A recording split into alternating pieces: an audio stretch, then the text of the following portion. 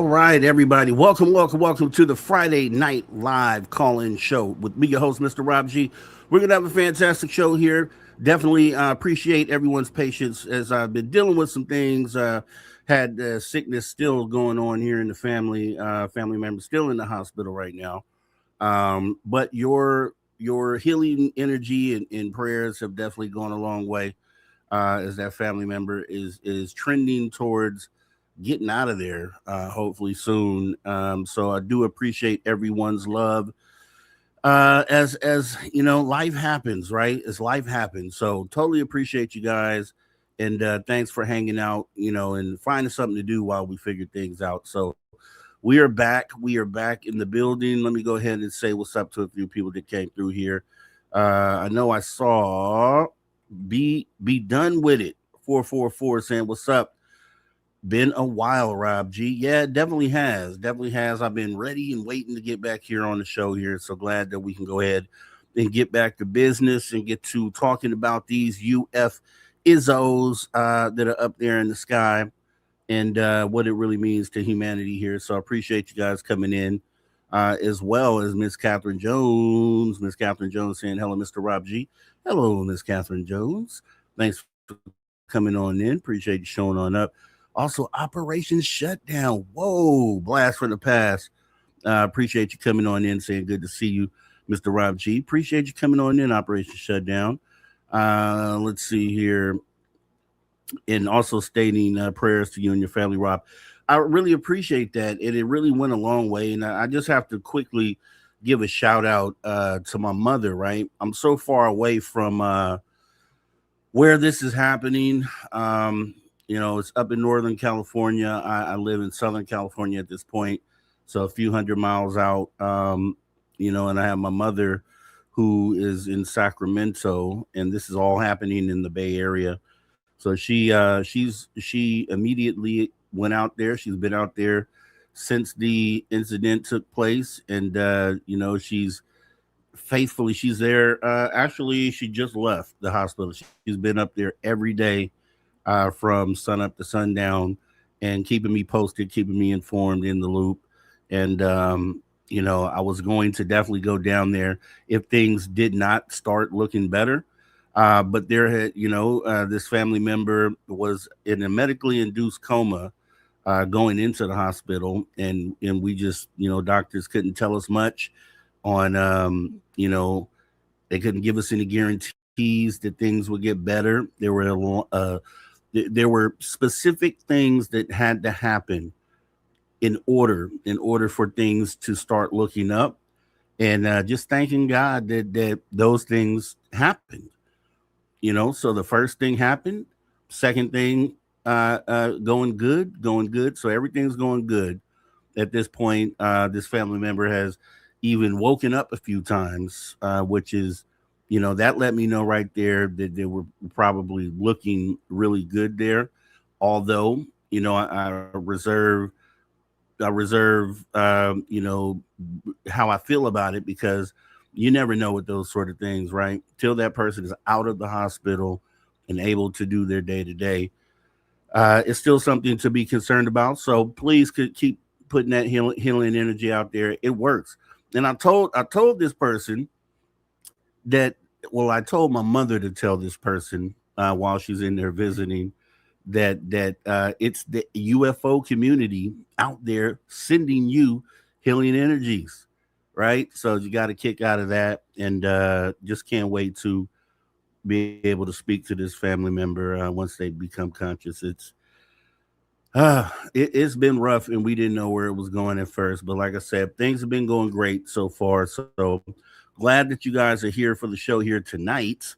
So we can get into talking about some UFOs. I haven't done this in a minute. So Cosmic Joe Chronicles, appreciate you coming on in. Also, Lil Cam 51 saying present. All right, appreciate you showing on up. You guys already know the phone number here, as you see at the bottom of the screen, is 856-843-3444, or this 856-THE-DIGG. Put that number in your phone. We won't be using it tonight, though, but put it in your phone. We'll have people coming on stage as they come in, and we'll do it like that. We'll talk about anything that you want to talk about, because this is your show. This isn't my show. This is your show. where you get to express your feelings about, some of the stories that have been out there in the news, maybe something that you heard on YouTube, maybe something I'm even unaware of because I haven't been able to fully focus on the subject in the last couple weeks. But we do have a couple stories I do want to get things started with. So, with that being said, let me go ahead and bring up. I'm pretty sure you guys have heard of these stories here, or some of the things that are going on. We're going to go ahead and talk about them and see what you think.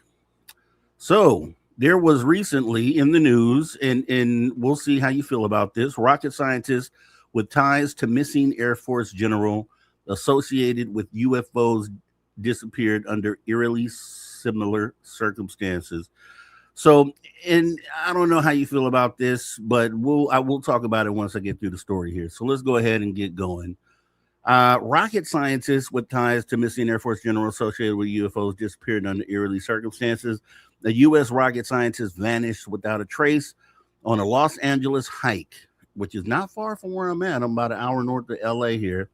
On a Los Angeles hike 8 months before, retired Air Force General William McCaslin disappeared under eerily circumstances, and the two had a close professional connection. Monica Reza went missing on the morning of June 22nd, 2025, in the Angeles National Forest while hiking with two experienced companions who were exploring the popular Mount Waterman Trail, according to a Facebook page dedicated to finding her.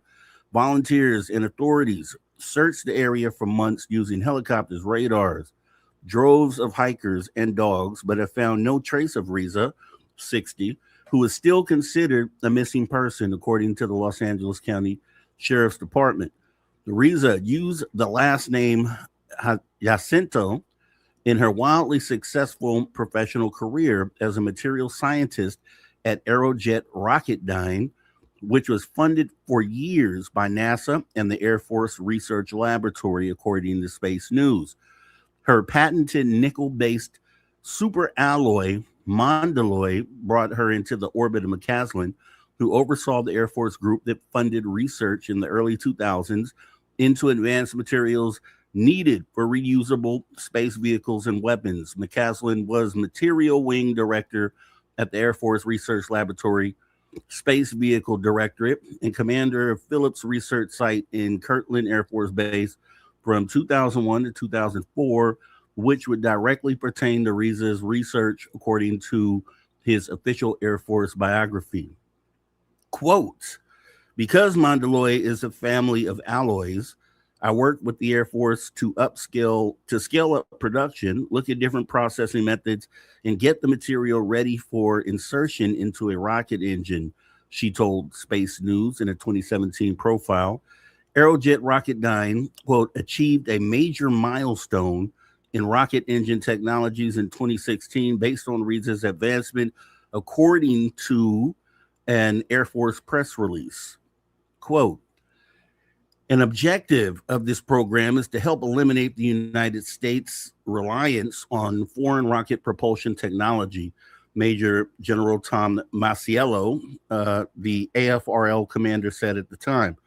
This is key to ensuring our national security, and the people of the Rocket Propulsion Division are making impressive strides in achieving our goal. Aerojet Rocketdyne was sold in 2023 for a whopping $4.7 billion to military defense contractor L3 Technologies. McCaslin, who was associated with the UFO community, went missing on February 27th from his Albuquerque, New Mexico home, according to the Bernalillo County Sheriff's Office. He was last seen by his wife Susan at 11:10 a.m. local time. She reported that her husband left with only a backpack and a .38 caliber revolver, without his wallet and his cell phone. Strange. Okay. The 68-year-old was an avid hiker like Reza. He also has not been found despite a wide search by authorities that included thermal drones. He went missing just 6 days after President Trump announced that he would be releasing the files pertaining to UFOs and aliens. McCaslin was a gatekeeper, quote, gatekeeper, and a participant in the UFO community, a source previously told the Post. So, I don't know what do you guys think about this story. This is definitely something. I don't know. Talk to me, guys. Do you put both of those stories together? Do those things because at first when I heard this story, I'm like, okay, uh, this is potentially something that does not connect for me. But then you think about they talk about the secrets that this gentleman may have had. He was at top secret clearance levels. He was associated directly with some of these programs, and he had some information that would be useful. But to who, though, right? Who in the United States would want to, with all the whistleblowers we already have out there who have said essentially we have craft and I've seen craft, or I've been in the area of craft. Why would this gentleman be a target? You'd think it'd be one of the whistleblowers, if anybody. I don't know. We have Miss Catherine saying there's a Substack article where 6 people that are missing or dead since 2025 associated with General McCaslin. Let me see if I can find that, and that'll be an addendum to this story here. Let's see.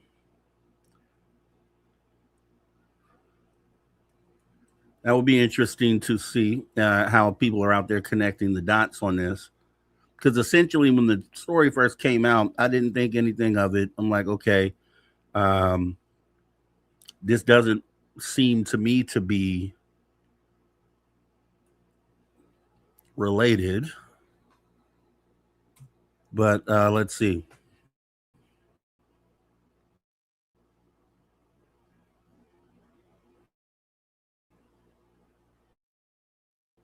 Okay,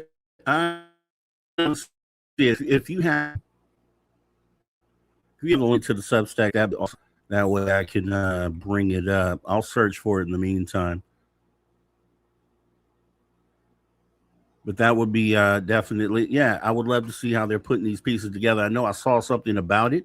I did not necessarily read the article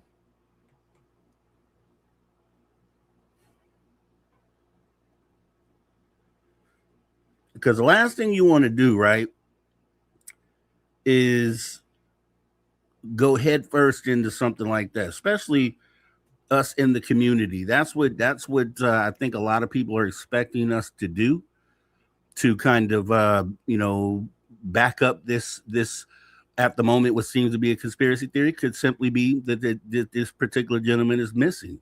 It could be simple as that. It could be nothing more than a person that's missing.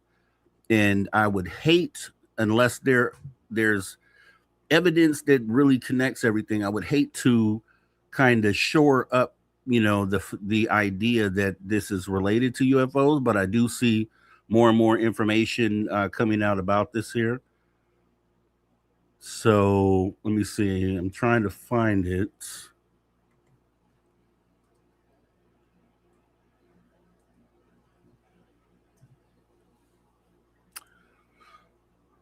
Okay, I think this is it. We started with 2 names. The list didn't stop. Okay, this might be.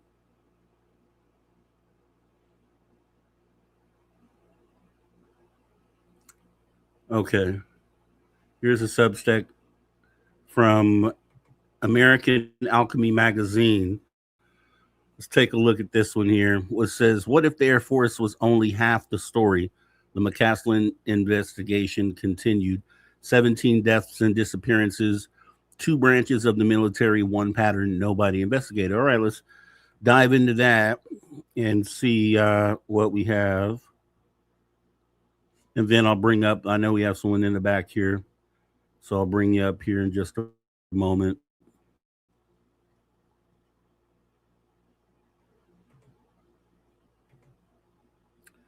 All right. So this continues the story here. All right. So U.S. Congressman Tim Burchett, a vocal advocate for UAP transparency within the government, was recently asked why more UAP whistleblowers have not come forward. His response is chillingly direct. Quote, "I think they're afraid of being disappeared. I think being murdered is what they're afraid of. I think some of them truly are because of things they've seen." I can agree with that for sure. It is a dark statement, and when placed alongside the cases that follow, seems unavoidably true. You'll no doubt be aware of the recent missing persons case, which has captured the attention of the UFO community and even broken through into the mainstream media due to its unusual circumstances. Major General William McCaslin, we responded to this case as it emerged last week and covered the investigation by the Sentinel Network into the possibility that this was just the tip of the iceberg. There are deaths and disappearances reportedly connected to highly classified U.S. Air Force propulsion research and development, and they seem to have a clear link to UFO crash retrieval and reverse engineering programs.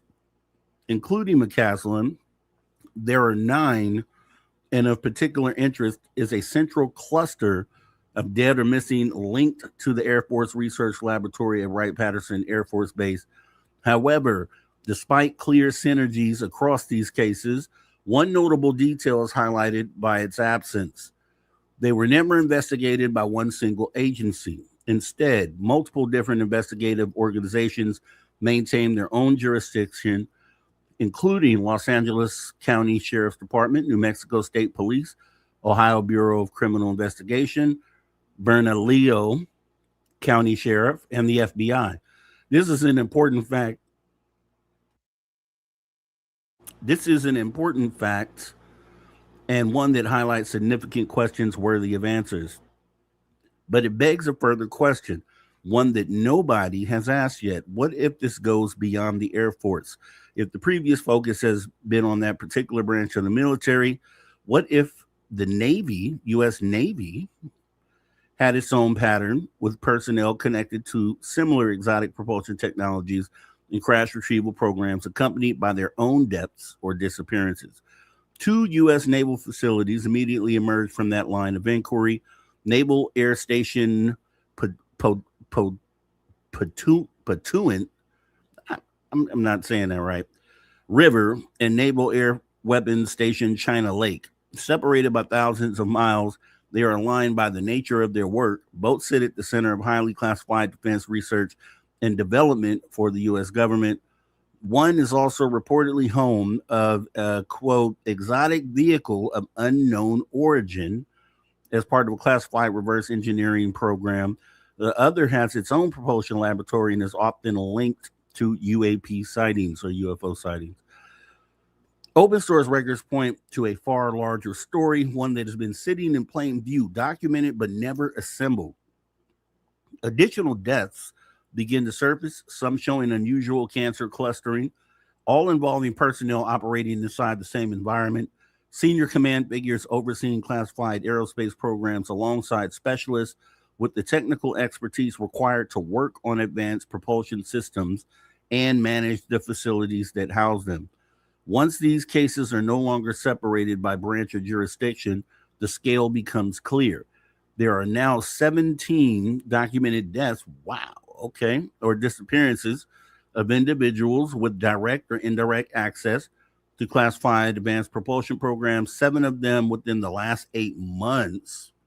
Okay. With one unsolved murder stretching back 4 decades. These are the headline facts. 4 personnel were murdered or died by suicide or gunshot. 3 are currently missing, including a 2-star general. 6 commanding officers across the Air Force and Navy are dead, with 1 missing. 4 within 32 months of each other. 2 at the same age, 1 month apart.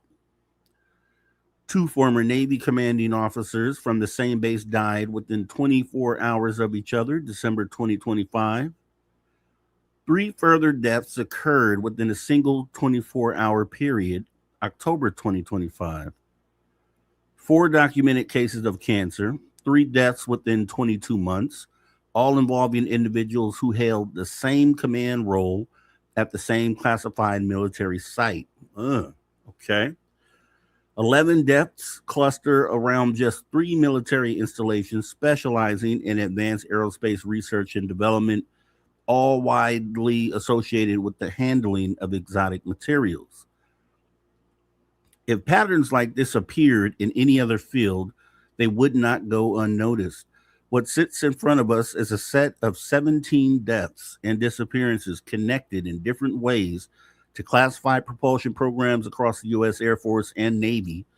They have never been examined as a single data set. No single investigative body appears to have assembled these cases in one place. The UFO naval bases, the Naval Air Station Patuxent, I'm going to call it Patuxent, is what it sounds like it says. The Naval Air Station Patuxent River, southern Maryland, and Naval Air Weapons Station China Lake in the Mojave Desert, near me, where I'm at, might be separated by geography, but they both fall under the same umbrella of Naval Air Warfare Center command structure. Within his sworn congressional testimony, Luis Elizondo alleged that, quote, the newly built hangar at the Patuxent River Naval Air Station was designed to facilitate the transfer of future materials via air and river, and that this transfer was blocked by the CIA. Okay. In January 2026, Liberation Times reported on testimony by whistleblowers, which revealed that, quote, an exotic vehicle of unknown origin has been stored for decades at Naval Air Station Patuxent River, and that, quote, classified programs at Pax River have for years been involved in analyzing and attempting to reverse engineer technology recovered from non-human craft. Taken together, these accounts place Pax River inside the core of alleged retrieval and reverse engineering activity. At China Lake, a similar picture emerges. The installation spans over 1 million acres, accounting for the majority of the Navy's research and development land. Reportedly, it has been carrying out advanced propulsion systems research as far back as the 1960s through the 80s. In UAP Gerb's deep dive into the U.S. Navy and UFO legacy programs, he makes it clear, quote, there are so many more facilities we need to look at, so much more investigation into China Lake. One eyewitness even photographed a silver UFO, and at the same time, a number of military vehicles were parked nearby. Upon examination of the photos, Philip Mansell, UFO researcher and author, is on record as stating in over 40 years of research, he had not witnessed anything as remarkable, believing the evidence to be the most controversial UFO photos on record. Both bases sit at the center of the U.S. Navy's most sensitive defense operations, with decades of eyewitness testimony and reporting placing them within programs focused on advanced propulsion and reverse engineering, including repeat claims that some of this technology is, quote, exotic and not of conventional origin. When personnel at these facilities have died or become ill, each case has been treated as an isolated tragedy with little attention given to the roles those individuals occupied or to whether any connection exists between them. Placed alongside the Air Force cases, the alignment is unmistakable. The same fragmentation, the same separation of incidents, and the same absence of any attempt to examine them as a whole. Whether this reflects compartmentalization or something more deliberate, the result is the same. The pattern remains unexamined. The Navy's anti-gravity patents. Confirmation that these Navy bases are developing advanced aerospace technologies that may utilize breakthrough physics and propulsion can be found in the publicly available PICE patents. Salvatore Pais is an aerospace engineer and inventor. We previously interviewed him on the channel. He worked formerly for the U.S. Navy at NAWCAD, the Naval Air Warfare Center Aircraft Division at Pax River. In 2015, he began filing patents, 5 in total, which involved compact fusion reactor energy, or as popular mechanics described it, truly wild stuff that stretches the limits of science. The technologies within his patents claim, at least in theory, to, quote, create a UFO-like craft similar to the one seen by U.S. Navy pilots in 2004 and 2014 through 2015. It is worth staying close to what can be established. The patents themselves describe technologies capable, at least in theory, of producing craft with flight characteristics resembling those attributed to UAPs or UFOs, raising the question of whether they are built entirely on known physics or whether they draw in some way on recovered systems not publicly understood.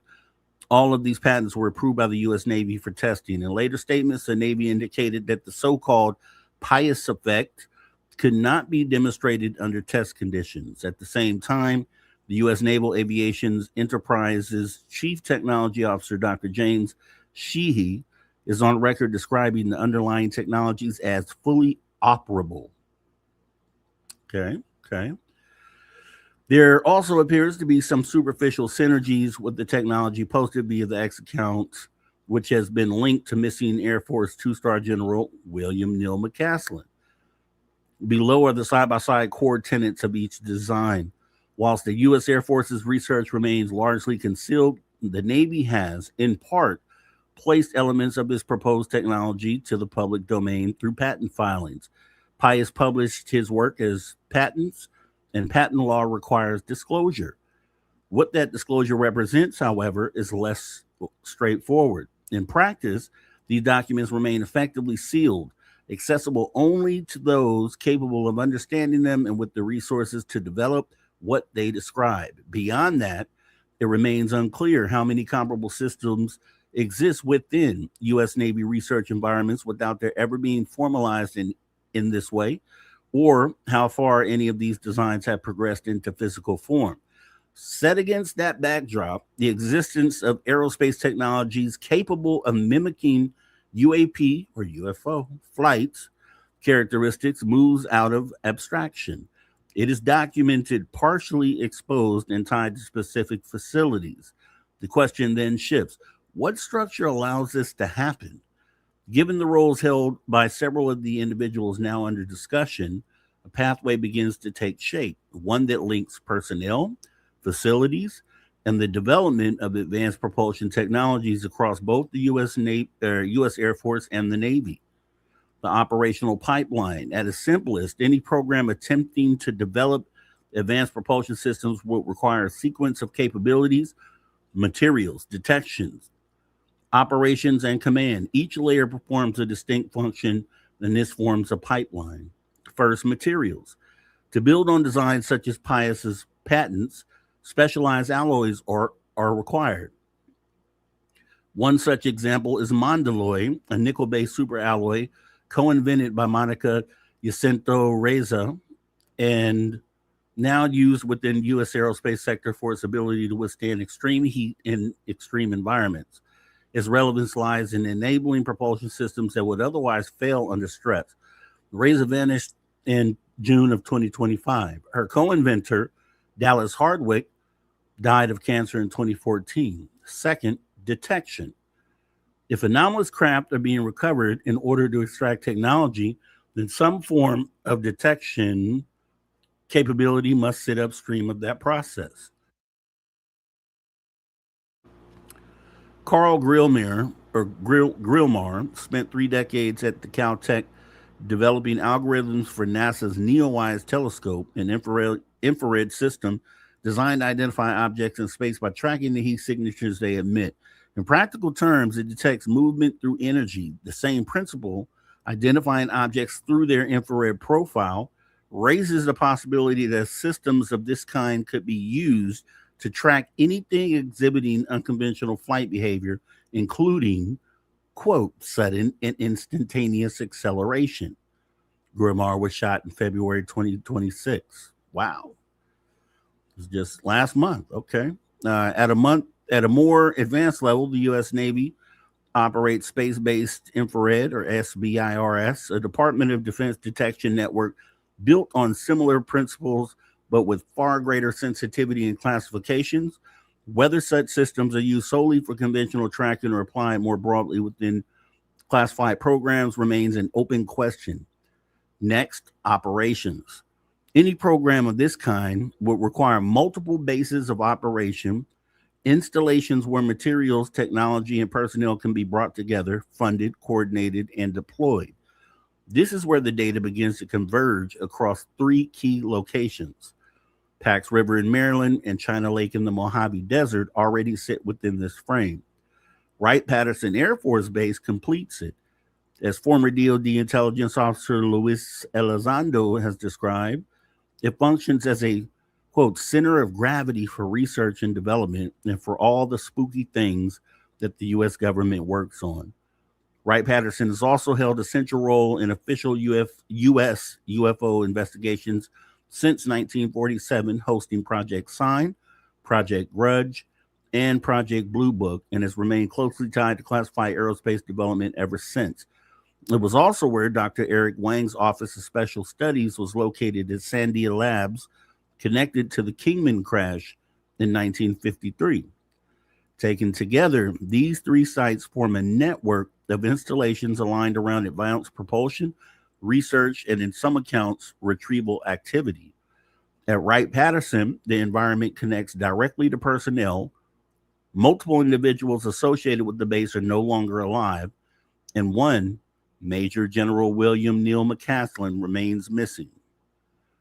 Jacob Pritchard, a civilian in the role of Acquisition Projects Manager, AFRL Seniors Directorate, Jamie Pritchard, another civilian in Post Finance Specialist, Air Force Life Cycle Management Center, and Jaime Gustidis,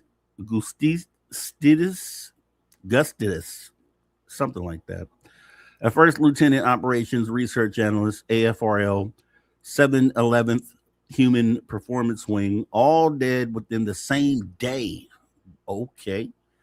Then reportedly, metallurgist Dallas Hardwick, also connected to AFRL at Wright Patterson, who was Razor's colleague and co-inventor, died in 2014 due to cancer. The Navy must have their counterparts. At Wright Patterson, Major General William Neal McCaslin sat at the command level of this system, overseeing and funding the framework that connects materials, detection, operations, and personnel. He vanished on 27th February 2026.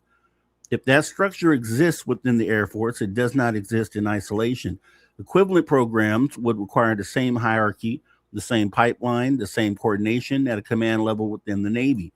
The outline framework of materials, detection, operation, command points to a repeatable operation workflow, one that could function across both the U.S. Air Force and the U.S. Navy as a streamlined pipeline for detecting anomalous craft, recovering them, extracting their technologies, and developing advanced propulsion systems from what is found. Each of these areas of expertise has experienced multiple deaths.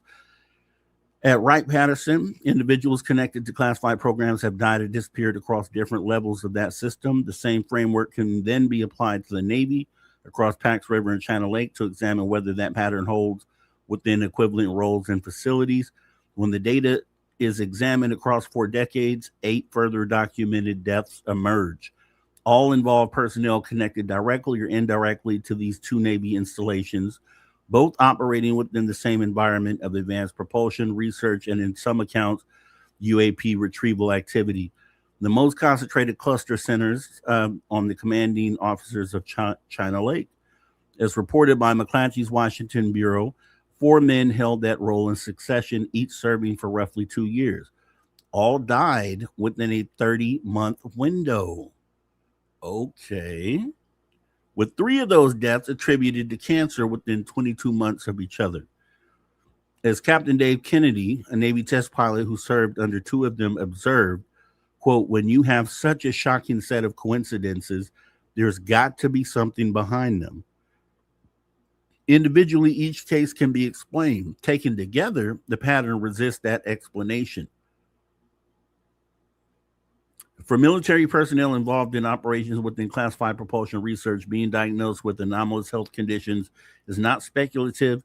Instead, they are documented in credentialed science research paper. Dr. Gary Nolan is a tenured professor in the Department of Pathology at Stanford University School of Medicine. He has founded multiple million-dollar companies, and has published over 300 research articles, a holder of 40 U.S. patents, and has been honored as one of the top 25 investors at Stanford University. Let's see. We met with him to discuss materials given to him by leading figures in UFO research, including Jacques Vallée, as well as his subsequent analysis of those usual materials.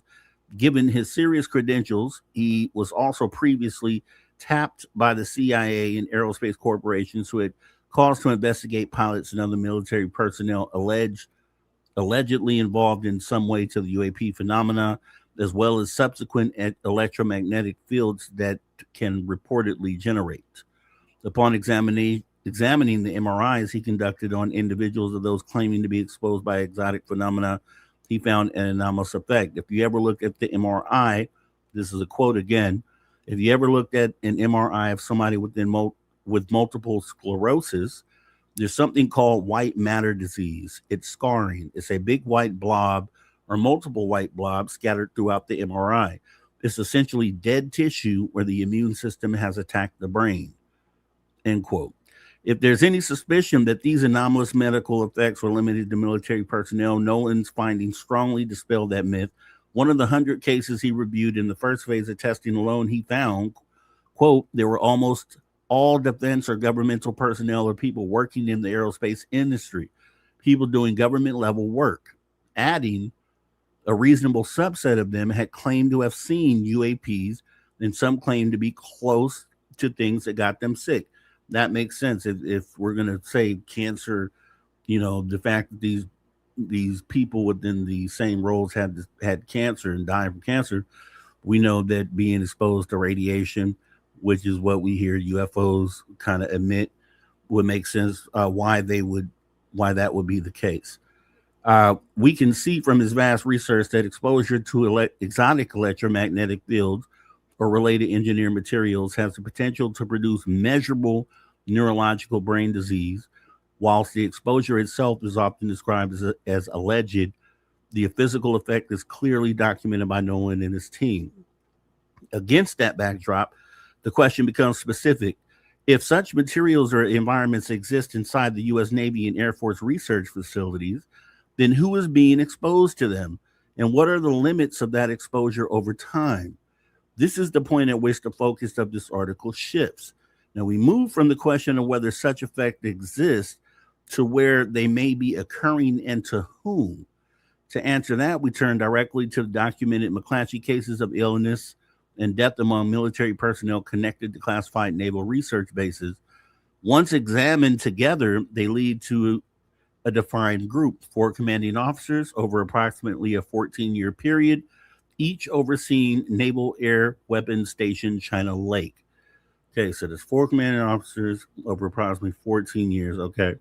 Captain John Langford, commanding officer, China Lake, from June 1998 to July of 2000, cause of death undisclosed, died on September 15th, age 66. Pipeline Command.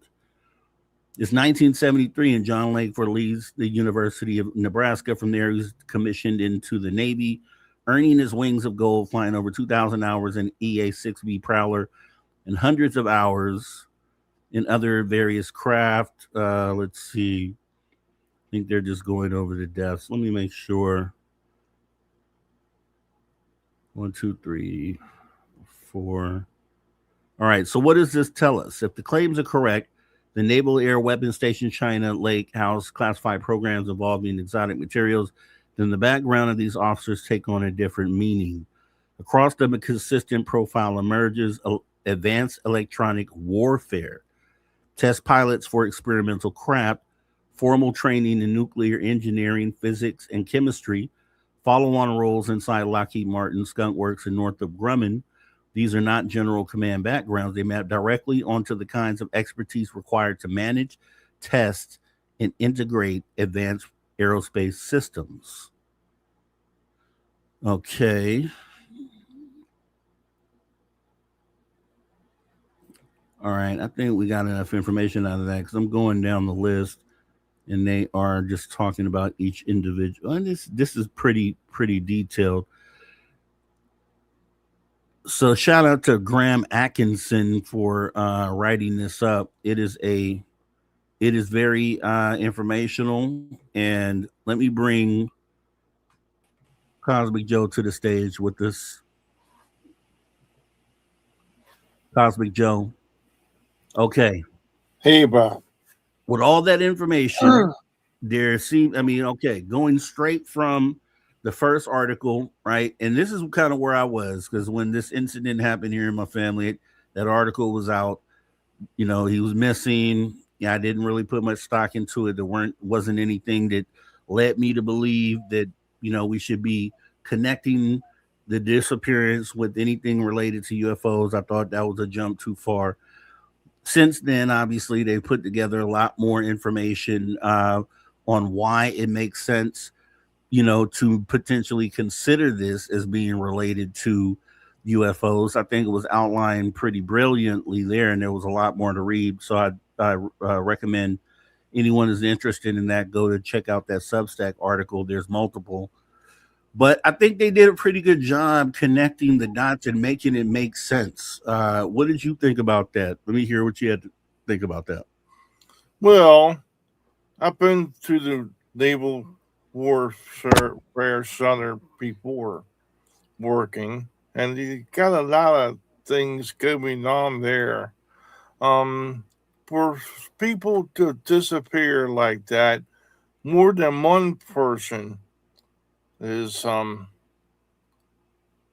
know, wishy washy to me. You know, it's some, you know, I don't know what he uncovered for for them to be gone like that. Hopefully, they're gonna turn up, and I'd like to say prayers to your relatives and all, and Oh, thank you. hope they recover quickly and soon. Thank you, sir. Thank you. But I did work in the Naval Surface Warfare Center. It's right past Maryland into Virginia, and he had a lot of good things going on there, um, like tests and stuff all the time. So things in the government be just realize that be you gotta keep your nose clean at all times where you're in the government, or else you're gonna end up being gone or worse. So that, you know, that's Yeah. people or you know. And I think what I was getting from that, from what we just went over, is because I'm thinking through the process. I'm like, okay, they're saying there's a pattern. Okay, they go ahead and they outline the pattern, and they're saying, okay, there's these three facilities, and it's just suspicious that these particular individuals died within this or went missing within this certain time frame that were linked to the same type of jobs or positions at each of these facilities. So what they did was they laid out the connection between these three particular facilities, I guess Pax River, Wright Patterson, and then China Lake. The individuals who held certain positions at each one of those facilities. Okay, and then the whole cancer thing, you know, I'd heard about that, and I'm like, okay, in my mind, I know that being exposed to the phenomena and even people who have gone to Area 51 who go out there consistently to kind of, I'll give, what's his name? Glenn Campbell. Glenn Campbell. He's a YouTuber, UFO researcher. He used to go out there to the gate line all the time, and he passed away from cancer. So a lot of people tend to get cancer, you know, being around areas like that. Now it could be to the nuclear bombs that we've dropped out there in the test area, or it could be related to the phenomena that's around. Nobody can really tell. But the way I think they connected the dots there, as far as saying these positions would have been ones that would have overseen, you know, any potential reverse engineering, or they would have been exposed or been in the proximity of some of these sort of programs, then it makes okay, well, you know, I don't think there would be a coincidence if you have three or four different people at the same place in the same position all get cancer, then there has to be something they're being exposed to that caused that. So the way that they linked that together, I think was pretty good, and I think it can state that it can make a great case that they had some sort of connection to the program, or they at least were exposed to it, knowingly or unknowingly exposed to it. But I would go, I would say, okay, well then the ones that passed from cancer, okay, we can understand that they knowingly or unknowingly were exposed to it. Okay, the other ones that were shot, the other ones that were missing, then I'm like, okay, well, why would they, if it's to be assumed that it's the government doing that, or people within the program taking those people out or making them disappear, why would they do that? And what would be your answer? Like, why would you think they would want to make those people disappear? The only thing I could think of is maybe, they were preparing to talk, or do they do that preventively to say, we don't think you'll talk, but we're going to make sure that you can't talk, sort of situation? Or being that those facilities are related, is it a situation where maybe they get word that a group of individuals who are connected to these programs might come together to talk, and they maybe heard, had information that these people were willing to step out maybe and become whistleblowers, so then they make them disappear.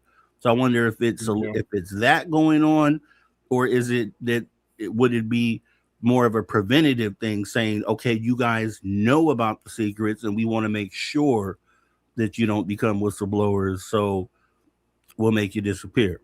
If you had to choose, what do you think about that? Do you think it could be one or the other, or what do you think about that? Well, they probably knew too much, or they exposed their secrets to people that they should have never told anyone their secrets. It'd be keep your secrets, you're safe.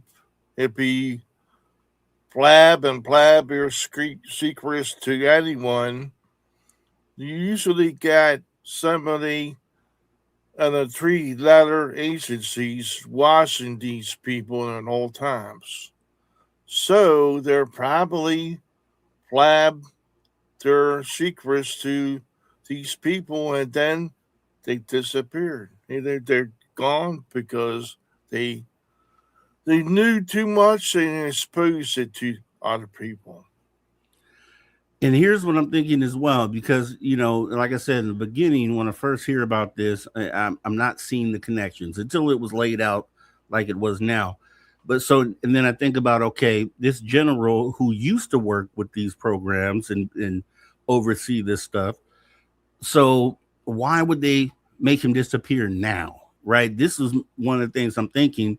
And then I'm like, okay, was it triggered by the fact that obviously President Obama comes out, talks about UFOs, and Trump says, okay, we're going to release files. So was it just that information then, that if we're to assume, let's start there, because we don't know that it's actually connected to that at all. It's like I said, it could be just someone who had gone off and fell off a cliff and kind of just disappeared. May not be related to UFOs at all. But if we're to assume that it is, would it be something maybe connected to what was said by Trump? And just because they brought it to the public forefront that, hey, yeah, there's potentially UFOs and we're going to look into releasing files. So do you think that information alone would be enough for the people connected to the programs in the background to say, well, okay, wait a minute, he's about to actually do it, so let's go over here and make sure we tie up these loose ends and get anyone who potentially could speak on it, kind of move them out the way. So if it does come to a point to where they're asking questions, the people that have the pertinent information can't talk. Yeah. That's what you think? The thing is about working for the government and all. Nobody's safe if you don't keep your secrets. And like you said, it could have been somebody that's fall off the cliff or whatever. They could be just a victim of certain circumstance and all. So we don't know because it led to, whatever, and something bad happened to them. They might be, underground facility that they cannot expose themselves to the public for a while. It's not a things that they do underground, especially in Dulce, New Mexico, where they allegedly have people in cages being experimented on. I learned that from the Commander X videos that I got, and I don't want to be in a cage, I'm all my life underground, and nobody would. But yeah, I don't think that would ever know any disclosure, and I don't think Trump is gonna volunteer any really information. It's gonna be where he could show the transcripts and all, and as everything's gonna be blocked out. It's gonna be blocked out like all the rest of the stuff they do. And we're supposed to know about JFK. But to me, JFK and Abraham Lincoln were um they pass on or whatever in order for them. They try to make their own currency. I think that JFK and Lincoln are were taken that by the Federal Reserve and the World Bank. That's my opinion on that. But as for UFOs and stuff, I've been exposed to a lot of stuff over the years, including although I don't have a free seat to show you, Mhm. I could I'll cover my one UFO video and try to put it online. But and if you can say it's only stories, no receipts. But my receipt is my body and whatever, um, my skin, and Mhm. I am a hybrid really, and I got a little bit of powers behind that. I can control my destiny, you know, to make myself extra happy or extra light.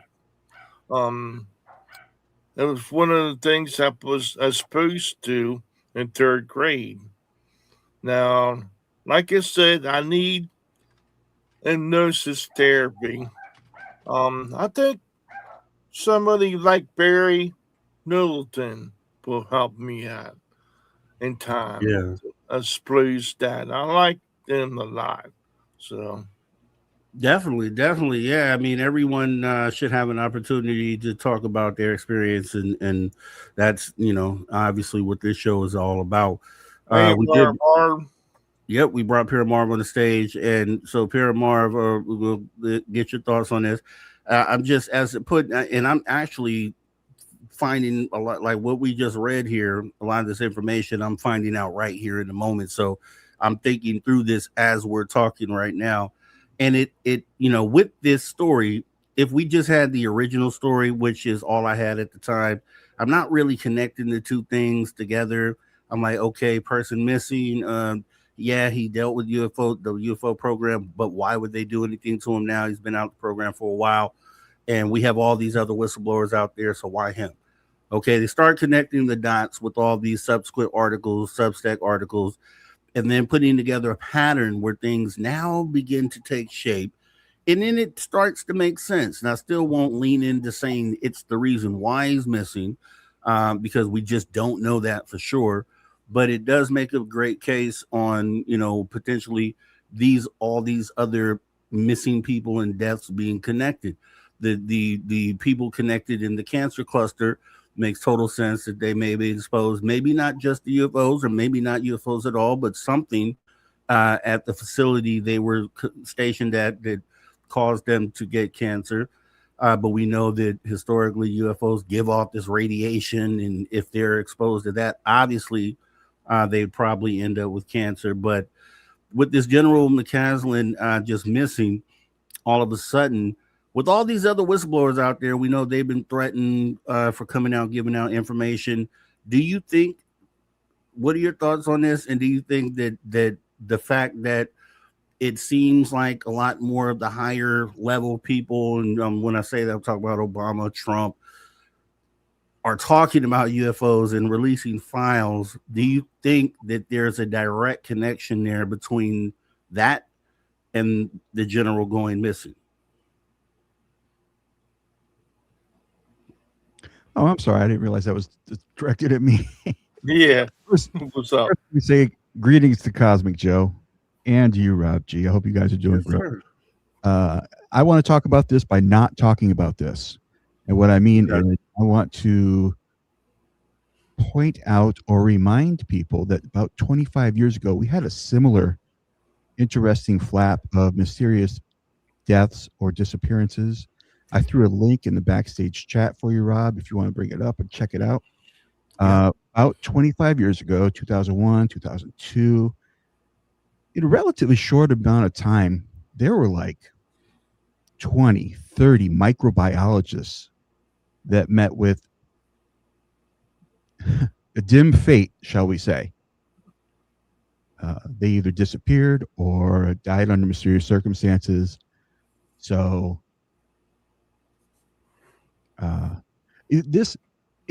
when you pair that with what we're seeing now, it kind of looks like someone's standard operating procedure. Okay. All right. And I'll run down that list real quick here that you sent over. So as this list shows, list of dead microbiologists from Charlene Fassa. She says there's at least a partial list of dead microbiologists. July 18, 2003, Dr. David Kelly, a British biological weapons expert. June 24, 2003, Dr. Leon Rickman, a UC San Diego expert on infectious diseases. November 12, 2022, Dr. Benito K. 52 was an expert in infectious diseases and cellular biology at Miami Medical School. March 25th, 2002, dead microbiologist Stephen Musto, 63. March 24th, 2002, the day before, dead microbiologist David Wynn Williams, 55. February 28, 2002, two dead microbiologists in San Francisco the same day. Tanya Holzmayer, 46, is shot and killed by a colleague, Guan Huang, 38, who then apparently shot himself. Okay. February 11, 2002, dead microbiologist Dr. Ian Langford, 40. February 9, 2002, dead microbiologist Victor Korshinov, 56. January 20, 2002, two dead microbiologists, Ian Glebov and Alexei Breslinsky. December 14, 2001, dead microbiologist Nguyen Van Set, 44. December 10, 2001, dead microbiologist Dr. Robert Schwartz, 57. November 24, 2001, three more dead microbiologists, Dr. Yaakov Matzner, Dean of the Hebrew University School of Medicine, Amaram Eldor, 59, head of the hematology department at Ichilov Hospital in Tel Aviv, and a world-recognized expert in blood clotting, and Avishai Berkman, 50, director of Tel Aviv Public Health Department, a businessman. November 21st, 2001, world-class microbiologist and high-profile Russian defector, Dr. Vladimir Pachinik, 64. November 16, 2001, Dr. Don Wiley, 57. November 6, 2001, Jeffrey Paris. Now, read circumstances of death in some of these scientists. It seems microbiology is the most dangerous occupation. And what was your takeaway from that, Paramore, if you had to So, sum it up? well, yeah, okay, let's go back 25 years ago. You look at the date on that. November 6th, 2001 is the first one listed there, right? What Hmm. happened 6 weeks earlier? It was 9 Oh, 11. yeah. Yes, And so sir. we were all in this scare about um, anthrax, right? You remember there were mysterious envelopes showing up at government office buildings with white powder in it and stuff? Yes, sir. Yes, sir. So, and then all of a sudden, as that's happening, microbiologists start dying off. And that happens for like the next year and a half. Like I said, there was probably 20 to 30 names on there. And come on, 4 different people in the month of November, Yeah. 2 weeks apart roughly. That's a lot. That's a lot of, I don't know. And yeah, no, look, and we know we target, like, for instance, just in war, right? When it comes to disarming nuclear countries and or countries that are working on nuclear technology, we take the scientists out, right? We take them all out. They just all of a sudden start dropping like flies. So Yep. we know the conspiracy. Well, the ability for them to do this is there. And then when you put it on, if you had, like, more than coincidence, if you have a pattern like this here, this list, and then the list with McCaslin, it makes sense. We know they do it. It's not, too far off to think about that. And even though this wouldn't be connected to UFOs essentially, but it makes sense that these powers in the background have the ability to do this sort of thing. So I'm with you. So now we've established the what. We're seeing the pattern, right? Because we've got all these people in the UFO community who are, disappearing or meeting dim fates. And the question doesn't become, we're beyond what. Now it's why. Why is this happening? What do these people have or know that's causing them to meet this dim fate? I'm with you there. And what would be your guess if you had to throw one out there? Well, It's like the well, most plausible thing you could come up with.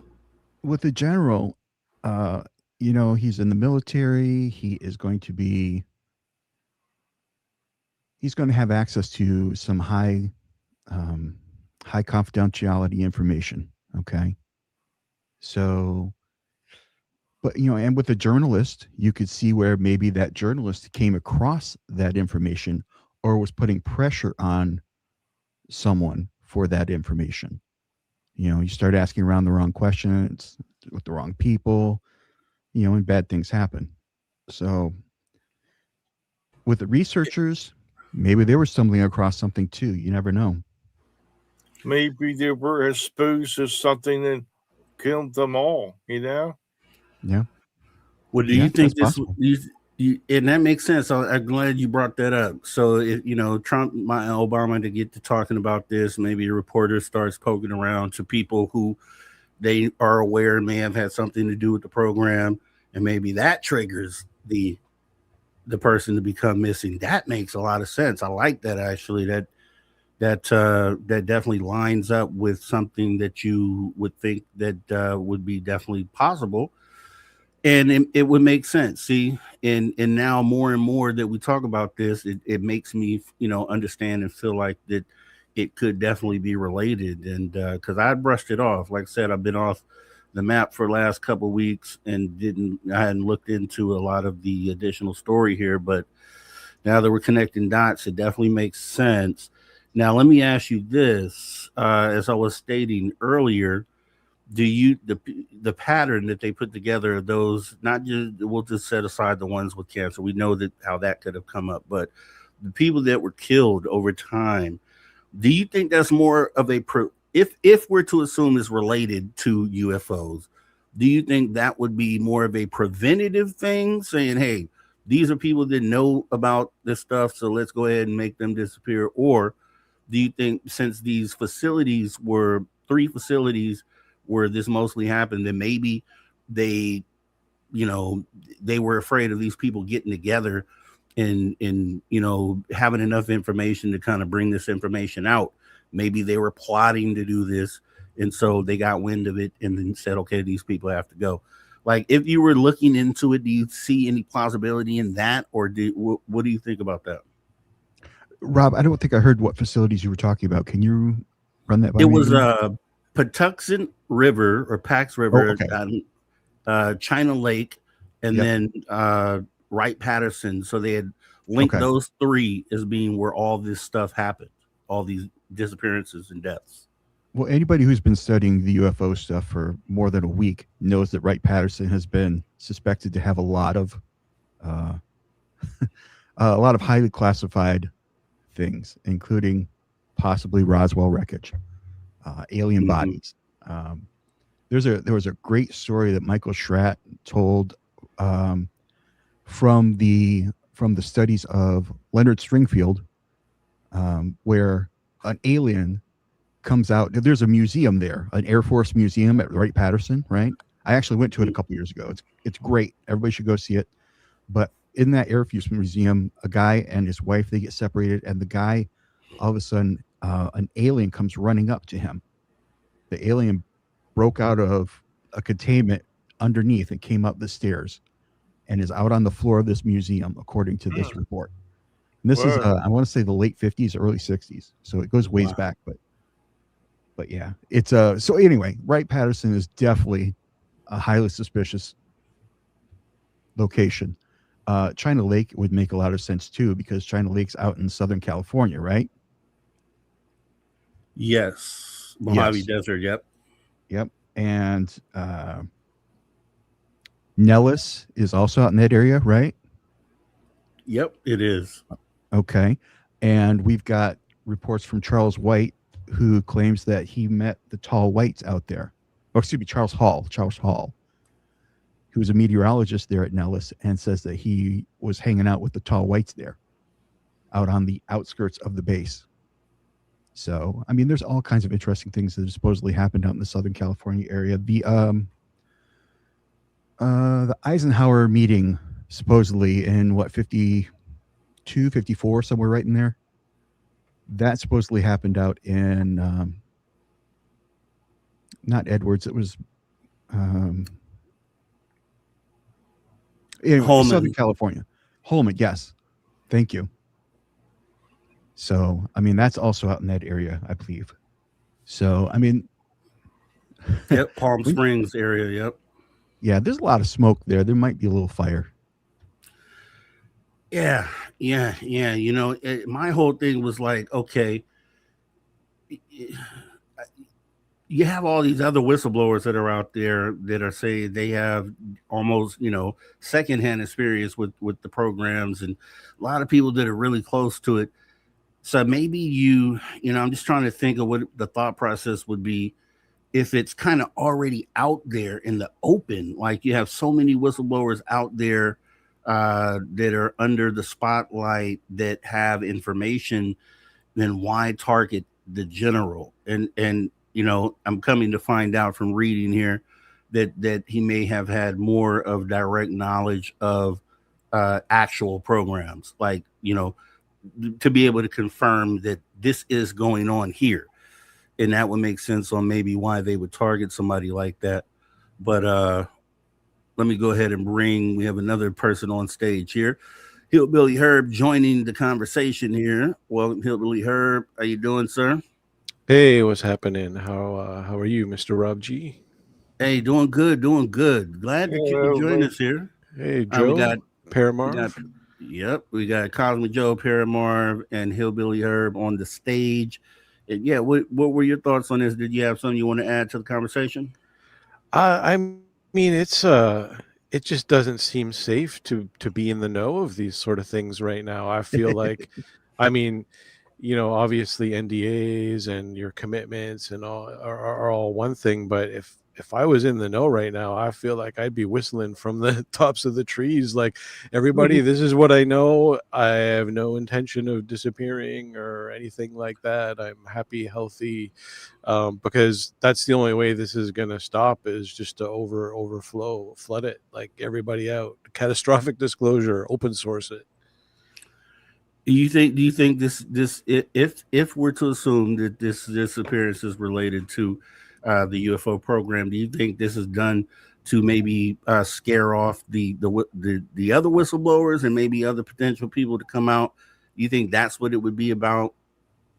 That could definitely be a side effect of it, or just a happy, a happy consequence of it. But I think probably these specific people there are being specifically targeted for what they know, what they could reveal, or maybe even a corporate defection, like like Cyberpunk, New Rose Hotel. There's corporate people vouching for this inside knowledge, and who knows. One thing I wanted to make sure that happens here is that people understand that we're not jumping across the lines, confirming in any way or saying that we fully believe that this is connected, this disappearance is connected to UFOs, because it may not be that at all. He could have just gone off on a hike, simply slipped and fell, and they haven't found him yet, and it could be as simple as that. Because I think a lot of people did immediately jump to the conspiracy theory piece. You got skeptics and just the general public that are just waiting for that to be disproved, and then who looks silly, jumping all in like that. So I just want to make sure that we're not saying that that's what happened, but just we are saying that the way that these pieces have been put together makes it very compelling and at least something to consider or think about based on historical things like Paramar showed today, the connection of making people disappear because of a certain circumstance or situation. And that's as I always say, leaning on history for things that we're currently dealing with that's historically happened with different things, throughout the involvement of government and people. So, but we're not in any way confirming or saying for sure that this is connected to that. But I think the case has been, pretty strong, and it's at least something definitely to consider. Rob, it occurs to me that I didn't really address that third location, the one in Maryland, the Patuxent or whatever. Yes. Yeah, anything in Maryland is going to be yeah. Anything in Maryland is going to be within an hour of DC. So Yeah. it makes sense that that could be like a hub for diplomats from other worlds to hang out and commune with leaders from this Virginia. Virginia? In Virginia, the places. Naval Surface Warfare Center. Yeah. Yeah. Well, again, anything Nova, Northern Virginia, is going to be within an hour of DC. So it would be so easy for them to catch a chopper or, a dark SUV and just head down there and take a meeting with someone from another world. So. Yeah. I definitely think that that's something that could be possible. That like that meeting happened. We did a show where we laid it out why it makes sense that even the Majestic 12, even though they say that document isn't real, that they had to form some sort of group like that. Even if that list of names isn't accurate, there's definitely some group that was put together at that time. So a lot of this stuff, as that we can almost take to the bank. We can't do it 100%, but a lot of it lines up and makes sense. What I want to do while I have you guys here is I had this other thing that happened and kind of shift into this as well, which was the story of, if I could bring this up here, and maybe we can connect this to what's going on currently as well. The White House registering, let me see, add this to the stage. The White House registering alien-related.gov domains as DOD tackles Trump's disclosure directive. This is all happening within the same thing that we're talking about here. This is a side thing that's actually happening as well. White House, the White House registered 2 new government domains this week, alien.gov and aliens.gov, according to publicly available federal records. Their appearance comes about 1 month after President Donald Trump announced plans to direct the long-anticipated release of U.S. government records about unidentified anomalous phenomena and extraterrestrial beings. Those new domains were not connected to websites as of Wednesday morning, but the public data managed by the Cybersecurity and Infrastructure Security Agency, CISA, reveals that both sites are registered Tuesday evening and are hosted on Cloudflare servers. Shortly after Trump's disclosure order in February, Defense Secretary Pete Hegseth said the Pentagon was keen to comply and has started actively working on the initiative. Defense Department leadership set up the All Domain Anomaly Resolution Office, or ARROW, in 2022 during the Biden administration to detect and investigate UAP, which is the modern term for UFOs, not two different things, but the modern term for UFOs that accounts for perplexing maritime and transmedium objects. ARROW's launch was sparked by mounting public concerns about national security risks associated with unidentified anomalous phenomena. Officials inside the office are working to resolve an ever-growing caseload of DoD-related UAP reports. They're also conducting activities to improve flight safety and synchronize efforts across military regarding unexplained objects in the air, sea, and space. ARROW maintains a website that serves as a central hub for federal UAP information. The office is currently accepting reports about the suspected UAP encounters, specifically from current or former U.S. government employees, military personnel, and contractors, with plans to expand to the general public sometime in the future. The Pentagon spokesperson referred questions from Defense Scoop on Wednesday to the White House regarding the registration of these new .gov domains, the content they will support, and whether this marks a change in the government's plans for public UAP reporting options. Shortly after the initial publication of this article, White House spokeswoman Anna Kelly told Defense Scoop in an email response to those questions to, quote, stay tuned. Her statement included the same alien emoji that Hegseth used on social media when he reposted Trump's promise last month to publish previously undisclosed records about extraterrestrials and unidentified craft. Notably, both domains were launched while the government is not accepting new .gov domain requests due to a lapse in federal funding. On Thursday, CISA's acting executive assistant director for cybersecurity, Chris Butera, told Defense Scoop that the agency manages the .gov registry to ensure that only verified U.S.-based government organizations receive these trusted domains.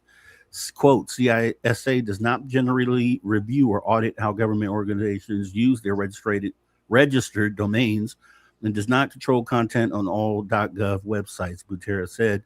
The arrival of aliens.gov was previously reported by 404 Media and first spotted by a bot that tracks .gov domains.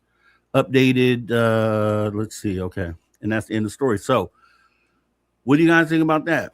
Government goes ahead and registers aliens.gov, alien.gov. What do you think that's about?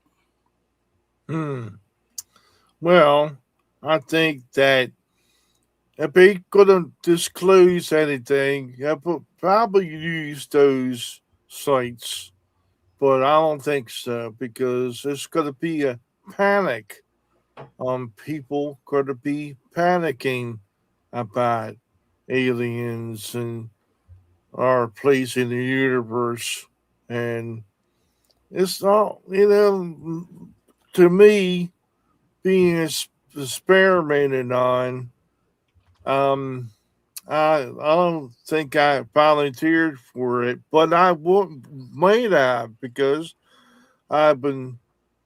my memory has been tampered with, and I might be a part of the system myself. Who knows? I may be part of the secret space force. I know I've experienced a lot of things pertaining to UFOs myself, including being on the triangular craft and all. So, who knows? Because I'm not privileged know the faces behind what happened to me.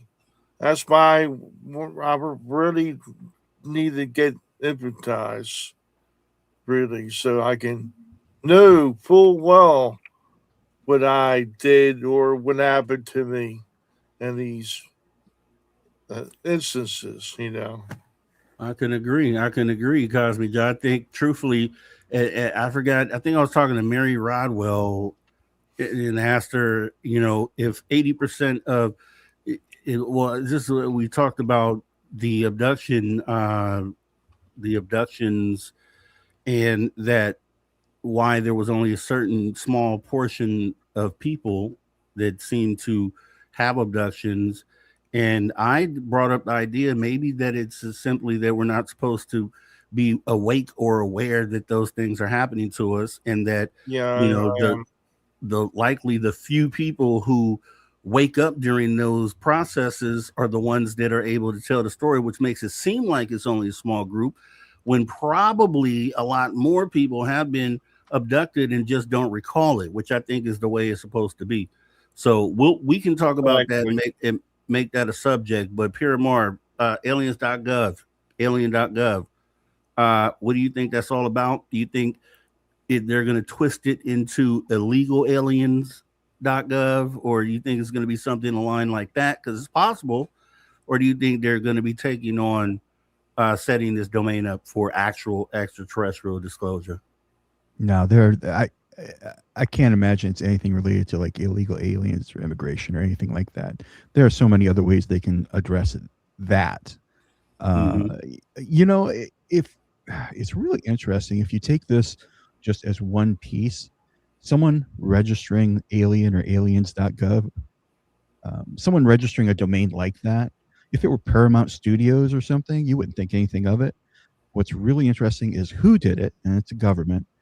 And when you start putting it together with other pieces of a puzzle, like disclosure in general, or the idea that Trump has a prepared statement that he's going to deliver on July 8th, or maybe May, or maybe sometime in between, depending on who you're hearing it from, it starts looking really interesting for this summer. I can agree with that, Paramar, and let me add something to that. We did a show I can't remember the actual name of the show, but we talked about the whole Obama making the statement, which I think was purposely. I think he purposely said yes to that, and then Trump follows up and pretty much confirms it by his statement. And then you had, I think it was Laura Trump, come out right after that and say, yeah, we talked to Trump, and he said that he had some speech that he's set to do down the line, or she said something along those lines. And Yeah. then we were putting together the fact that even if Obama had not come out and said something, which I'm glad he did, but that there was already this plan to come out at a later date and make it some sort of announcement. And I always felt like Trump was going to pull the alien card anyways. I thought that was something he was going to pull just as a distraction from other things that are in the news, but also inadvertently doing something good for humanity, because that does need to be talked about. So it makes more sense on why they would probably be setting up alien.gov or aliens.gov. I feel like it's something that they would do. I just hope that they spin it right. Hillbilly Herb, what do you think about that? Had you heard about that? What do you think about it? Yeah, it's I keep seeing the headline, and it's almost impossible for me to understand what they plan to do with this. I mean, it's a .gov, aliens.gov. I mean, that's kind of a big high level link, a high level web property. So they're trying to pose themselves, I guess, as an authority on it. But what are they going to present? Like, it's easier for me to believe it'll just be an endless feed of gray AI aliens in White House merchandise. I don't really know. Like, I don't know what information they're going to give us on that. It's interesting. Yeah, I mean, we may have a full blown in the thing. I think that's going, and I talked to my guy Mateo. He's not here this week. Maybe he'll pop in later. But we talked behind the scenes about this Disclosure movie coming out, Disclosure Day with Steven Spielberg, and in my belief of what I think is going to happen behind this movie is based off of Close Encounters of the Third Kind. I feel like being that he at a time when he stated back in 77 he had not had a UFO experience. He had, no knowledge of UFOs being real, but besides third hand information, second hand information. But he leaned on advisors for the movie when he didn't have to do that. He could have literally just went science fiction, and whatever his mind cooked up is what he could have put on that film. But he chose to trust in on a big budget, or technically, at the time, big budget film. He leaned on the information from advisors with information that truthfully was unproven at the time, to kind of facilitate how his movie went. And I felt, okay, if he did that then he's potentially obviously willing to do that now. And we know there's a lot of good people out there with good information currently, and I'm sure he leaned on these people. We'll find out after the movie comes out who he talked to about what. And he still has Jacques Vallée in his corner as well. So I feel like this Disclosure Day movie is going to be in line with everything that we have heard and seen from experiencers and whistleblowers about the phenomenon, and the fact that he left the working name Disclosure Day as the title of the film, that I think it might be the blueprint to disclosure. And I feel like what he may do, and I hope he does this, is he fills in the blanks. And when I say that, I mean, you have whistleblowers that come out that could only say so much. There's some things they can't say because of NDAs. So I'm hoping that he uses this movie to fill in those blanks that the whistleblowers are unable to talk about. Because if he does that, then we have a full picture. Now, what are some of the blanks? Locations, depicting what these back programs look like and where they potentially are being housed at. And I'm hoping this film fills in those blanks, because then, I don't know what the effect is, but I think it, at least for viewers, lays out the whole picture of what's going on. And hopefully that prompts the government to say, hey man, we might as well come out and say it. He's pretty much telling the world in this film. So I'm hoping that's what we get out of the film. I think that might be what his intent is here. And well, just to sort of piggyback on that for a second, sure. I've just started watching the 2002 series from Steven Spielberg called Taken, and I don't know how I missed that at the time, and until recently I haven't really heard anyone talking about it, so it really fell under the radar. But it is dark, like everything we're talking about now: psychics being killed, testing them to fly crafts, people seeing crafts getting disappeared in the night. Like it's all there in this 2002 series. So it'll be interesting to see how much of that content also gets repackaged in the new movie, because I just don't think it got seen in that series. So there's a lot of secrets and truths right there. Yeah, Herb, at the time it was on the Sci-Fi Channel, which is a basic cable channel that it was a paid station. It was on a relatively small outlet, right? It wasn't like on NBC for 4 nights or anything.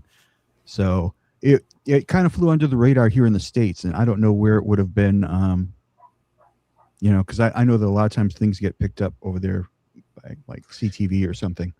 But I could just even see from the tone of it how it would have sort of been buried a little bit. I mean, it's dark.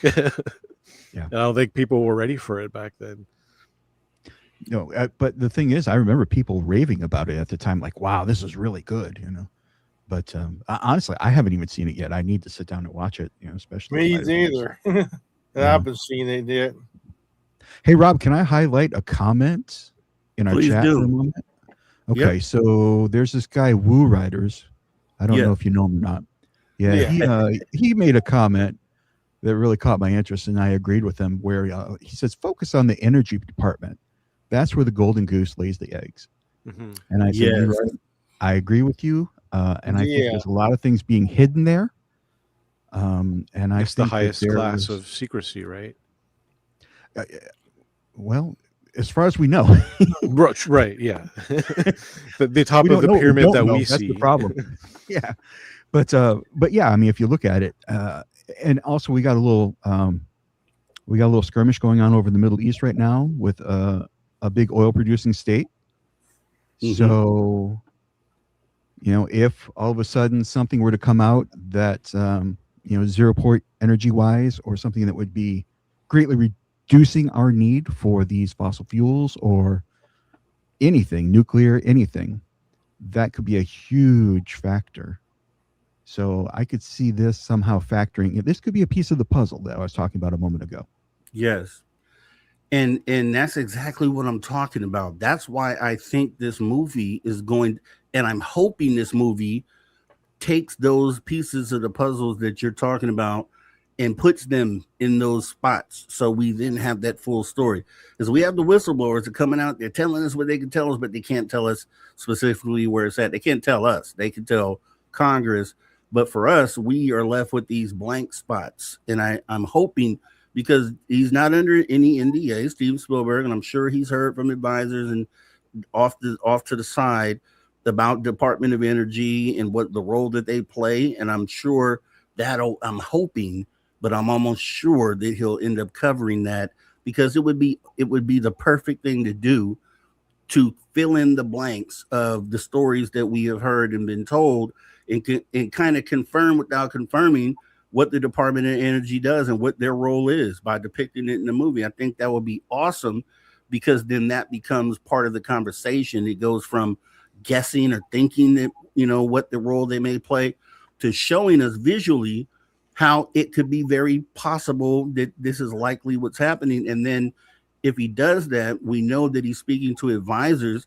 So you then could probably almost take it to the bank. So if we get that, and we have a lot of great documentaries out there, and I love James Fox, and there's some others out there as well, but those documentaries only get marketed to the UFO community, right? But then you have this film, which might be I'm calling it the blueprint, and I'm hoping it is. This is going to be a big budget film, millions of dollars in promotions. This is going to be promoted in places where they're not even considering UFOs. They haven't talked about it.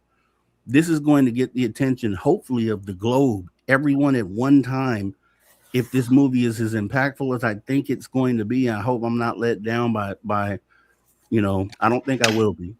But I think this is going to be promoted in areas where they just aren't talking about it, and it has enough money to penetrate and really be in the face of those individuals that don't look at this. And I think might be the biggest, alley-oop for the UFO conversation this year. And maybe Trump knows that. Maybe Rubio obviously probably knows that. And maybe that's where they're going to piggyback off of the movie. And then I think you said something about July, Paramar. That would make sense, because that would be right after the movie release, a month later. Yeah. 3 weeks. Yep. It would make total sense that would be the plan, and they should do that.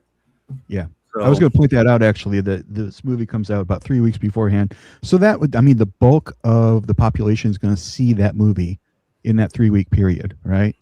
Yeah. So then, they are primed and they are ready for some sort of announcement. And then if Trump came out with that speech, a lot of people have been critical of him. It's like, this is the 79th anniversary of Roswell. Why not do it on the 80th? That would be more, that would be more in tune with what we normally do to celebrate and mark anniversaries. Well, the thing is, that movie's coming out this year, not next year. So it makes sense, given that movie's coming out. He's not going to sit on it for a year. He's going to strike while the iron's hot. And I made a prediction, and back on Face Out Radio, and I can't remember who was on there with me, but I said that I felt like Trump was going, based on there's a lot of bad stuff in the news about him, and he's wanting to take the focus off of that. And I said the one thing that he has in his back pocket that he could use to take the focus off the conversation would be releasing the UFO information. I felt like he was going to do that, whether it was to take attention off of what's going on, or to kind of shore up his plan to stay president for the rest of eternity. And kind of, based on that, I felt like that would be something he would probably bring out right around the last 2 years of his presidency. And if this happens coming up here, then I wasn't too far off. if he ends up doing this in July. So I just want to say that because a lot of people at the time when I said that told me that I was crazy for saying that. And I think we might actually end up seeing that coming this summer. So just kind of shouting that out because a lot of people say, no, that's not possible. I don't think so. But it's kind of lining up that might actually be the case. Yeah. Anything you want to add, Cosmic Joe? I haven't heard you for a minute. Well, when I watched Close Encounters of the Third Kind, it triggered a lot of things on my memory about my abduction in 1970 with my two sisters. And my sister remembers more than me. She remembers being a part of being on the crab, and these beings showed her a place in the universe where they reside. It was similar to Party in Patty Hill's abduction. I was on the crab board longer than they were, and it triggered a lot of things in my memory. Hopefully, this new movie's gonna do the same thing. Hopefully. What do you think, Burn Barb? Or Hillbilly Herb? Yeah, either one.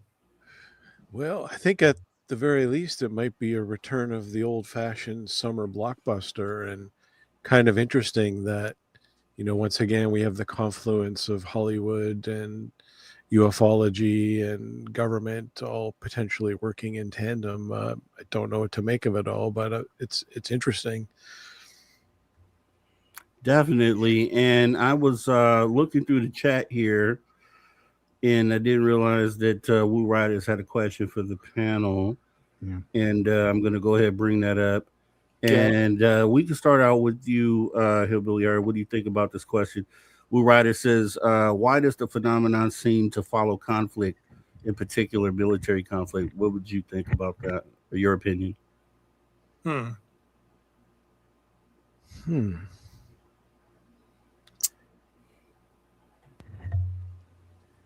Yeah, I don't know. That's a really good question. I don't know if it's the pursuit of technology, understanding. Maybe they're trying to understand what we're doing. Maybe they're literally the demons that are working behind the people. I don't know. That's weird. I don't know. Why did Trump want Greenland?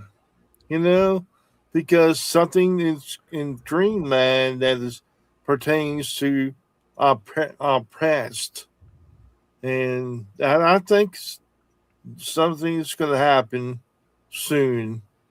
Maybe this year, maybe next year, but Trump. I got something to add to that too, Colin John. I'm glad you brought that up. Paramarv, if you were to answer the question for Woo Riders, what would you say? Your opinion? I think it's twofold. First, I think they're just monitoring us, studying us. I think that's what they've been doing for a long time. But second, I think they might be a safety valve. Because if you look at history, who is it? Robert Salas, who says that, and there are numerous accounts of similar stories with both Russians and U.S. soldiers, where the aliens would show up over bases and they would turn off the nukes and freak everybody out inside, right? Or set them in motion and begin a countdown. There's a story where a countdown was happening, and they got on the red phone, the hotline between DC and Russia, saying, "Hey, look, this isn't us. We don't know what's going on." Yep. And then all of a sudden, everything shut down and everything was okay. So I think they believed each other because they've seen this happen independently, right? They've seen it happen on their own side. So I think it might be a safety valve. There are people who say that they don't think that if a nuke was to be launched, that the aliens would allow it to go off. They would somehow neutralize it. I don't know. That's speculation, but There definitely does seem to be a draw to nuclear powered devices, and maybe there's far more nuclear powered devices and payloads than we know about. But yeah, are they trying to understand the technology? Are they just observing it, making sure it doesn't pop off? Yeah, what is I think their they're trying to prevent it. I think they're trying to prevent it because supposedly many contactees have said that they don't want us to use the nukes because we don't understand how that would impact other places outside of this planet.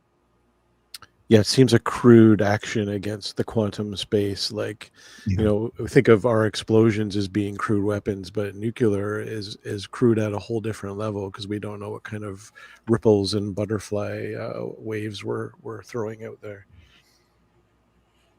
Yeah, yeah, I can agree with that. Definitely sounds good. I thought it's something just more simple than that. We had Mateo on a couple weeks ago, and we kind of this question was brought up. I just said, hey, maybe they're there, and we see them frequently at war sites because we're always, we have surveillance there. As we have drones that are constantly looking down, we have things that are looking up, we have satellites monitoring the area, Good and place to be maybe seen. it's a good place to be seen, especially if they're everywhere anyways. Because I think they do have an interest, obviously, from what Robert Salas says in the nuclear stuff, but I think them just showing up, kind of, in war zones. I think maybe they're just catching them doing what they do all the time. They're always around. If you look up anywhere, you're going to end up seeing one. So maybe it's just the fact that we have, sophisticated surveillance that is looking down at all times, which is why we end up seeing them. Because I think if you look up enough, and that's what I try to tell skeptics, like, hey, they're like, we've never seen a UFO. I'm like, have you ever looked up in the sky? Have you ever took time to kind of just watch the sky? A lot of them say no. And it's like, well, you won't see one if you don't sit and look at the sky long enough. And I think maybe that is just simply what that is. But but as far as the nuclear, I agree with both of you. I think it's definitely, they feel like it's something that maybe we don't fully understand what the effects would be by using them. And I guess we'll find out soon, because the whole thought or idea by Trump is to start testing these things again, testing nuclear weapons again, because we don't know. I think they stated something like, we don't know what the impact of them are today, because we haven't tested them in so long that we need to start testing. It'd be a good idea to start testing them again. So if they end up doing that, I think we may have some sort of intervention or something as far as that goes. But I don't know if they care so much about the wars. I don't know if that's really the concern for them, unless they think we're going to launch something during one of those conflicts. But I think they're just, we catch them in the sky because we're always looking down or looking up.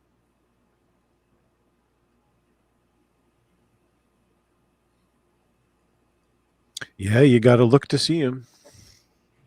I mean, that's the bottom line. If you're not looking, you won't see them. So it makes sense. It makes sense because there's never been intervention, and there's been some horrific things done in war that, as long as it wasn't nuclear, if they are watching and monitoring war, they're kind of just watching massacres take place. And, is that really, if they're willing to step in and stop nuclear war, wouldn't they be willing to step in and stop mass genocide and all these other horrific things if they're monitoring war, wouldn't they be willing to step in to stop something like that? And it just, I would have to say yes. If you care about one thing, then you care about the other. And that's if they care. If we know that they even care, they may not even care. And, we may just be kind of throwing stuff at the wall, seeing what sticks. But I don't know. Yeah.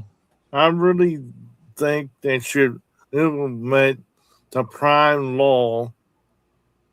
And prime law is this new initial force should be taken about war or trying to overthrow any governments or whatever. We should be at peace, and hopefully P9 will occur. Yeah. Well, hopefully we get this is the year of disclosure. It's been feeling like it's been trending that way. I since David Grush in the latest wave of whistleblowers came out, I felt like okay, this is a guy. If we're going to believe Jake Barber and what his position was, he was retrieving actual off-world craft and then taking them to essentially probably the contractor who was taking it to their facility. Were to assume that that's likely where those objects were going. And so the only thing that you could get better than that is a person that was at the contractor that received the object and could tell you more information. So I always felt like disclosure had already ramped up to a point to where that was the next shoe to drop, and we essentially then have disclosure. So it makes sense that this year might be that year. I know there's been people out there who say this is the year for disclosure every year. This is the year. Yeah, we're just feeling really good. This is the year. But it really feels like that this could be it. So, and I think that happens even if Trump doesn't come out and say anything this summer. You would like to have that movie moment where the president steps out on the podium and kind of says we're being visited. But a lot of people, and unfortunately, when you have someone, and once again, as far as politics go, we're not representing any side here. We're just talking about individuals and characteristics. And if you have someone that I'll just start by saying this: all politicians lie, right? So we could probably all agree on that. And we have a president that we know that lies a lot, right? And so is a statement like that taken seriously by the world, even though we all know that it's real? But for the people who don't know, do they take it at face value if it's being delivered by someone that they may consider someone that doesn't tell the truth a lot? And so I feel like that I don't know that necessarily this president making that statement is that game-changing thing. It would be very helpful to getting to disclosure, but it could be something where they're just like, oh, he's trying to distract, or you know what I mean? Because he's done so many other things to either lie or distract, that this could be literally be thrown in that bucket. Oh, he's talking about UFO. That's the first thing the skeptics are going to say. Oh, he's just saying that because he wants to distract from this Epstein files or the war in Iran. He kind of want to just do something like that. I think that might be the stance that's taken, and I think that might take the sail out of the wind out of the sails for a president like him to be the one to come out and make the statement. I don't know. I don't know, Rob, because sorry, I was going to say, I don't know, Rob, because I mean, the man, his vanity might be his greatest asset. He, he renames buildings after him. He renamed the Gulf of Mexico. He's tagged his name onto the Kennedy Center. He's building the big ballroom off the end of the White House. So it's going to be really big. Yeah. And it's huge. It's going to be huge. Yeah. So I think he's just I think he likes the idea of being the disclosure president. And it's just a matter of getting the ducks in a row. One of those ducks might be aliens.gov. Here's one of the things that made me feel, differently about, or to say that maybe he doesn't pull the card, because I think Rubio obviously has probably talked to him about this a million times.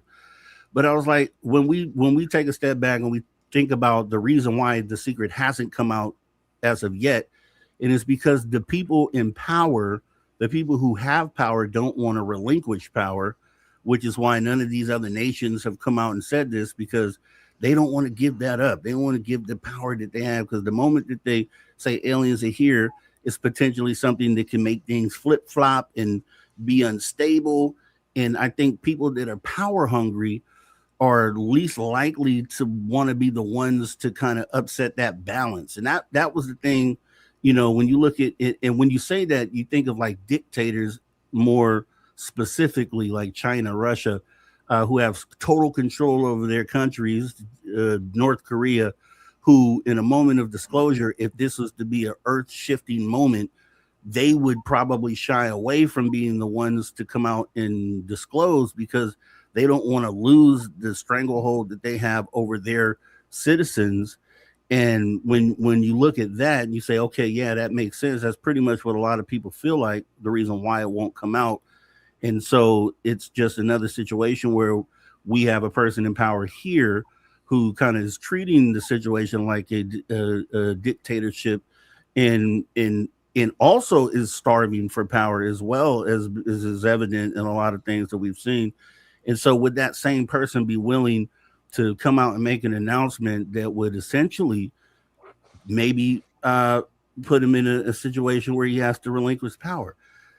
That's the dilemma right there. Is like, would that same person who is hungry for power want to make an announcement that could essentially make him lose power, right? I don't know. What do you think? That's possible. Really. It's a dilemma, right? It's like, Yeah, I feel like he has no way to monetize it, and obviously I don't know his ties in his portfolio, but he seems like oil and gas invested, so I think he might be cut out of the UAP reverse technology game, and thus has no dog in the race, right? So we'll start a website and we'll sell some alien gray themed watches, and we'll see what we can do. Maybe start an alien coin. right. Alien crypto. Yeah, he's been in crypto. So, More I don't know if this is robots, so much you about. know. What'd you I say, don't know if it's Cosmic so much Joe? about. More robots, you know. I see more robots in the news than anything else. They Yeah, that's talk. weird. That new robot story with Millennia. Yeah, this is a robot from Lost in Space. Oh, that's my joint right there. That's my jam. Yeah, Cosmic Joe. he What is it? he What, talks. No function of an environmental control robot is the cannot compute. Programming data insufficient. I'm sure. Is that an older toy, or is that new? Is like, can you go out and buy that now, or is that Yeah, older? yeah. I got it about 3 years ago. Yeah, Oh, okay. Hold on to that, man. I'm sure that's going to grow in value, man. That's maybe. the Lost of Space robot. Oh yeah, oh yeah. Flat Sixer says disclosure fear runs parallel to Iran nuke fear. Both have been 2 weeks away since 1981. Nice, Flat Sixer. Appreciate that comment there. And Miss Catherine Jones says from earlier conversation, nuclear war affects all of the realms. Yes, Yeah, I think it true. may well be that they maybe have a prime directive of non-interference, but you start messing around with nukes, and you're going to collapse their realm or places we don't even know. Yeah, I mean, really, what is it's the fusion, right? And then so the sun is fusion, right? So it's like, what else does that connect to, and how does that upset that balance, right? Because there's definitely a balance when it comes to that out in space and things that we don't understand. So maybe we can open up a black hole or do something crazy that we just don't even understand. By maybe, if we blow up something that's big enough, maybe that does something to the balance of all this that we know. So yeah, and it'd be human beings to be the ones to mess that all up and kind of screw it up for everybody else. So yeah. It would be a few human beings, so we just gotta get those off the island. It would be. And yeah, so hopefully we get something here. And like I said, I really hope that this movie, I'm really looking forward to this Disclosure Day movie. They released a new trailer, and we were kind of thinking about what some of the the things they were depicting in the trailer. I wish I could play it, but I know they're gonna flag us if we do. But they had, some of the things that make me feel good about it is I'm seeing a lot of things like the first trailer. They had religion showing there. They had remote viewing, which I think they also kind of backed up in the second trailer here with the guy who was in the facility, and then he was showing up in the lady's kitchen, sitting at the table, talking to her. I think that's remote viewing. Um, there is, I think, a consciousness element to it. As I was talking to my guy behind the scenes on this, when they show all the animals and the little girl, I think the little girl is Emily Blunt, like when she was a kid. And I'm thinking that what it's depicting is that she's becoming aware that maybe she has had, some, like, she had been affected by the phenomena her entire life. And the animals, I think, might be depicting our all of our connection to consciousness, to one consciousness, which is, I think, what that depicts. And then the guy that said he was sitting there with the lady, and he asked the lady, did she understand the alien speech that they were doing in there, the alien talk? And she was like, no, I don't understand. It sounds like gibberish. And then he was like, I understand it. And so I think what that means is that they're going to potentially touch on the fact that maybe we all as human beings are hybrids. So kind of going back to what Cosmic Joe was saying earlier, I think that sure am. is potentially depicting the fact that human beings may be hybrids. So there's a lot of little nuggets coming out of the trailer. Was there anything that stuck out to any of you guys in that trailer? Anything where had you thinking, or any opinions on the latest trailer? Watching, I don't think I've seen the second one yet, but the first one, I kind of got a vibe like at one point the Emily Blunt character was a walk-in.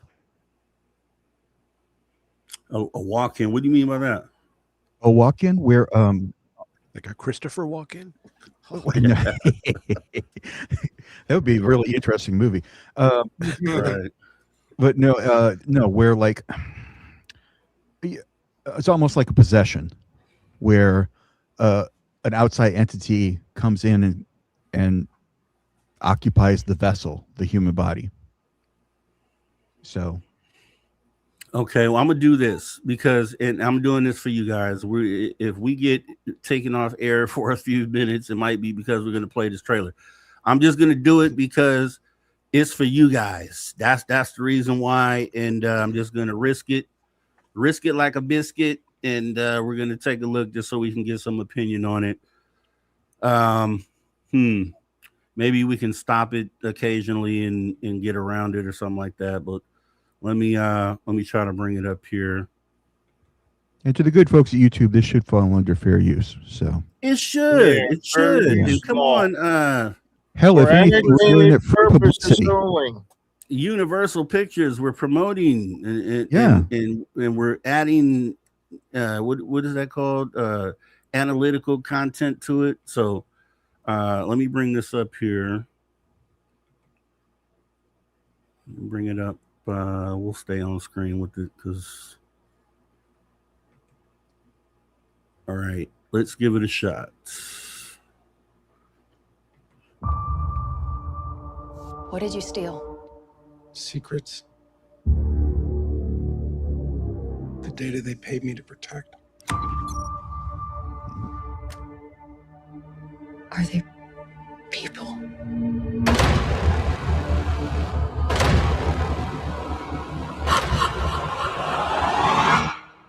No.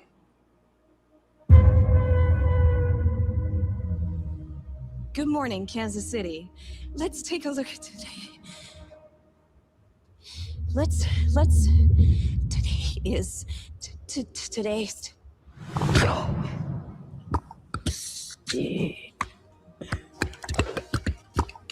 Aliens always talk with the clicky voice. Do you understand what she's saying? I hear it. It's gibberish. I can't understand it. And I can. what's happening to me? People are starved for the truth. I'm a part of it now. I'm just sorry they made you a part of it too. Hello, Jane. I think that's remote viewing. Please. Have a seat. Mm. Hmm.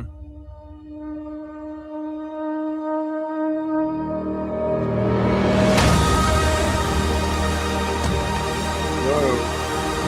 This 79-year terror campaign of lies has to end. What are you Yes, gonna it do? does. Full disclosure to the whole world. That truth will upend all established order across the entire world. If you do this, there's no undoing it.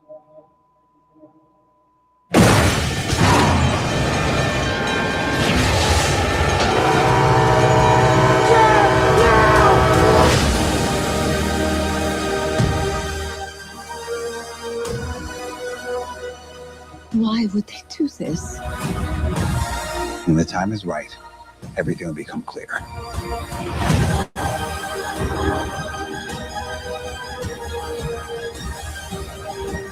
Whatever happens, Don't you let it go.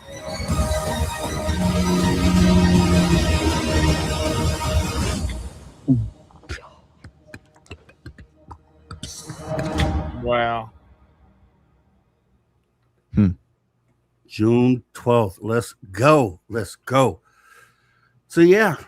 So what did you think about that? Were some things that maybe stuck out to you? I think we definitely saw remote viewing and some of the elements that we all talk about, which makes me feel like he probably leaned on advisors, and which makes me then feel like Whistleblowers 2, which makes me feel like he's probably going to fill in some of those blanks that we have in the UFO story. And this might be the story front to back, like as if whistleblowers were able to tell you everything that they know. Like, I think this movie may encompass all of that, and I'm hoping it does, because I think the impact would be crazy. It might be the thing that kind of breaks the dam on this here.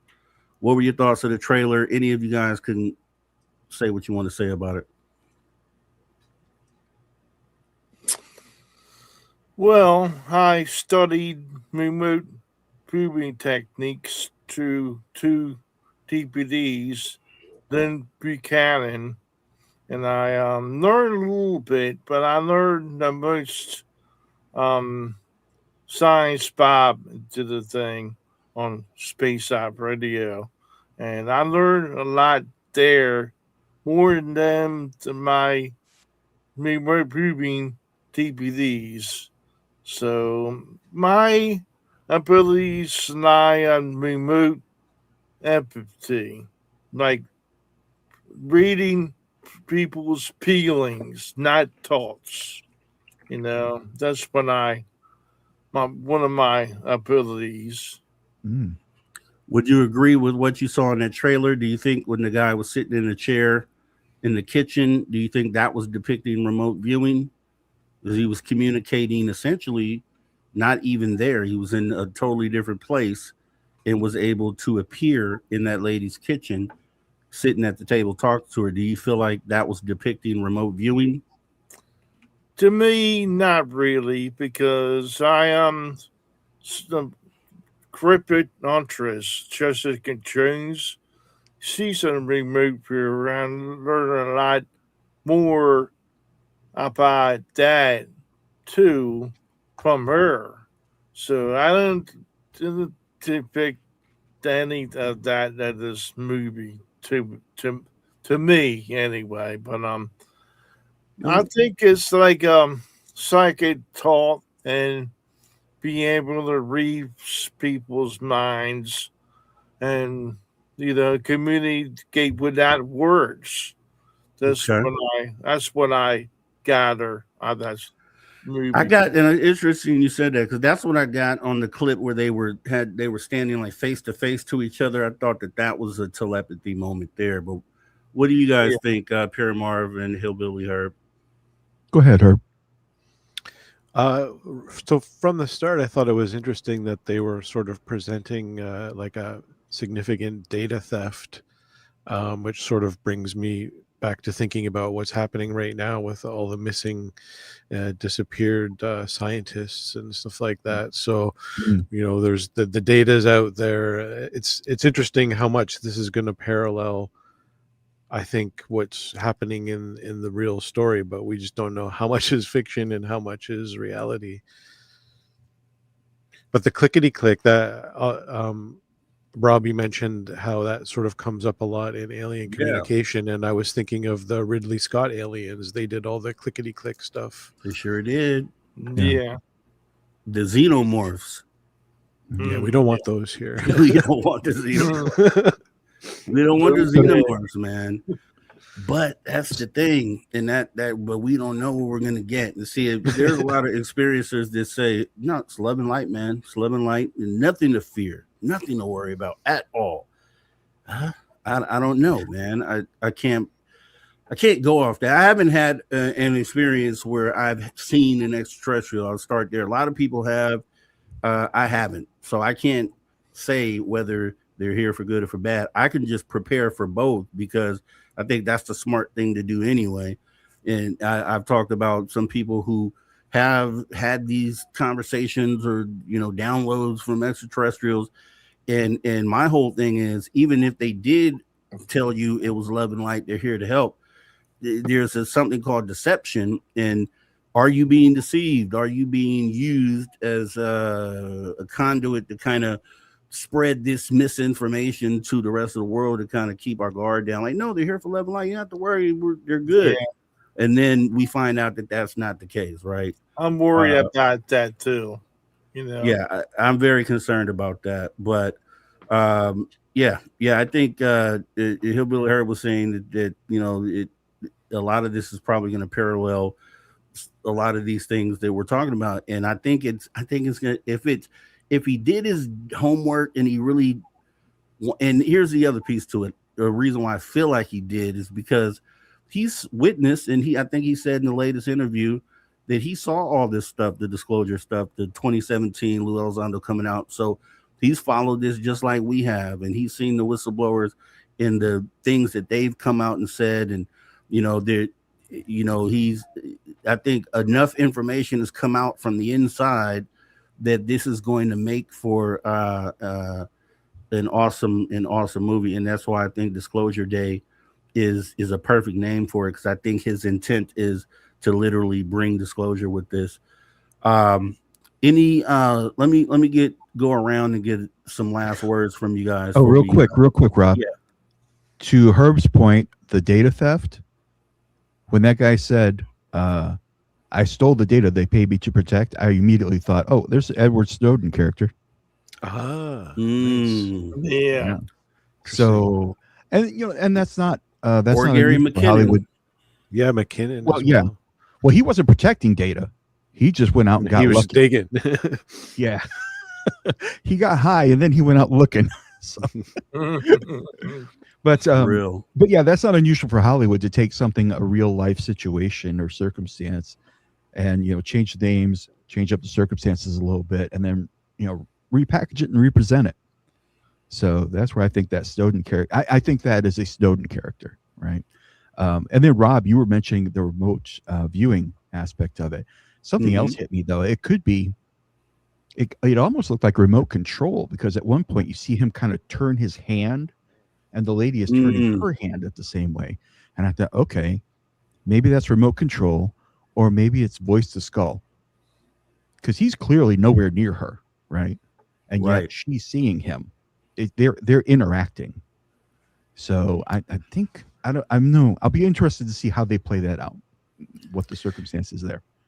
Well, that's such a fascinating idea of like a possession taking over a major personality. Like, could you imagine in the middle of, Joe Rogan live streaming, suddenly he starts channeling a live ET? Like, that's, people are going to see that. I mean, he's going to have a lot of explaining to do, but it's going to be something. Yeah, that's the last thing I was going to bring up. Earlier I mentioned the possession, the walk-in. And that's the impression I got. When Emily Blunt, her character, starts her weather forecast, right?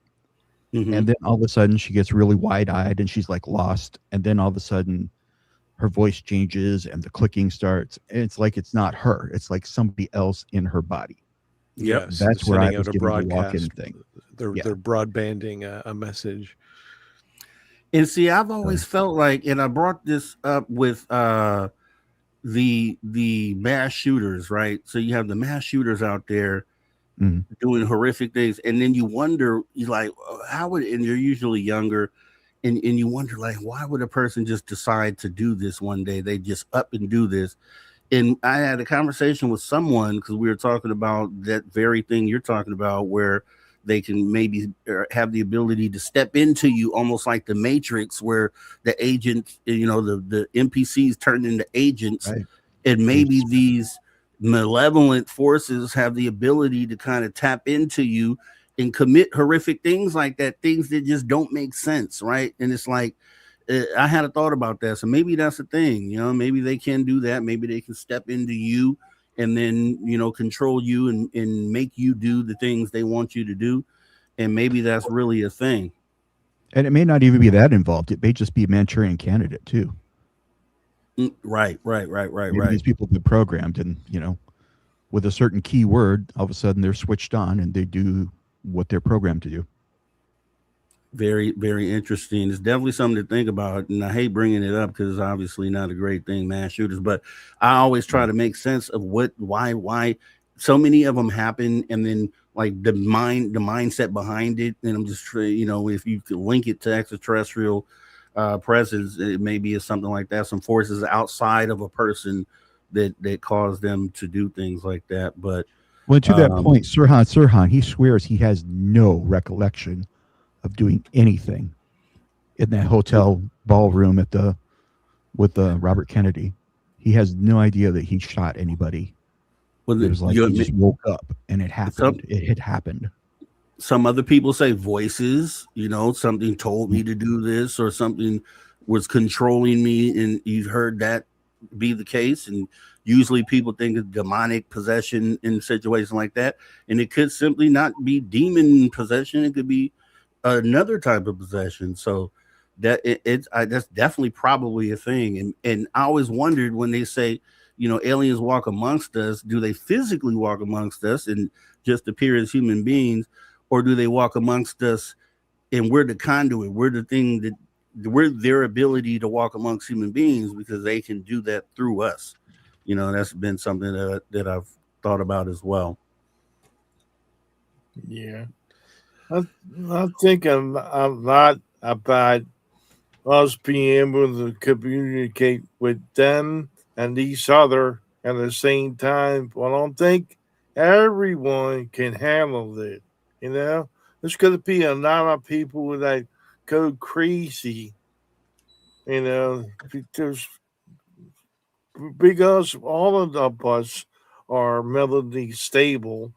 Not everyone is, especially if they're doing hard drugs and whatever. But I'm sober, 22 years. I know full well they live. And I think all of us being able to communicate with each other and them could be a good thing or could be a bad thing.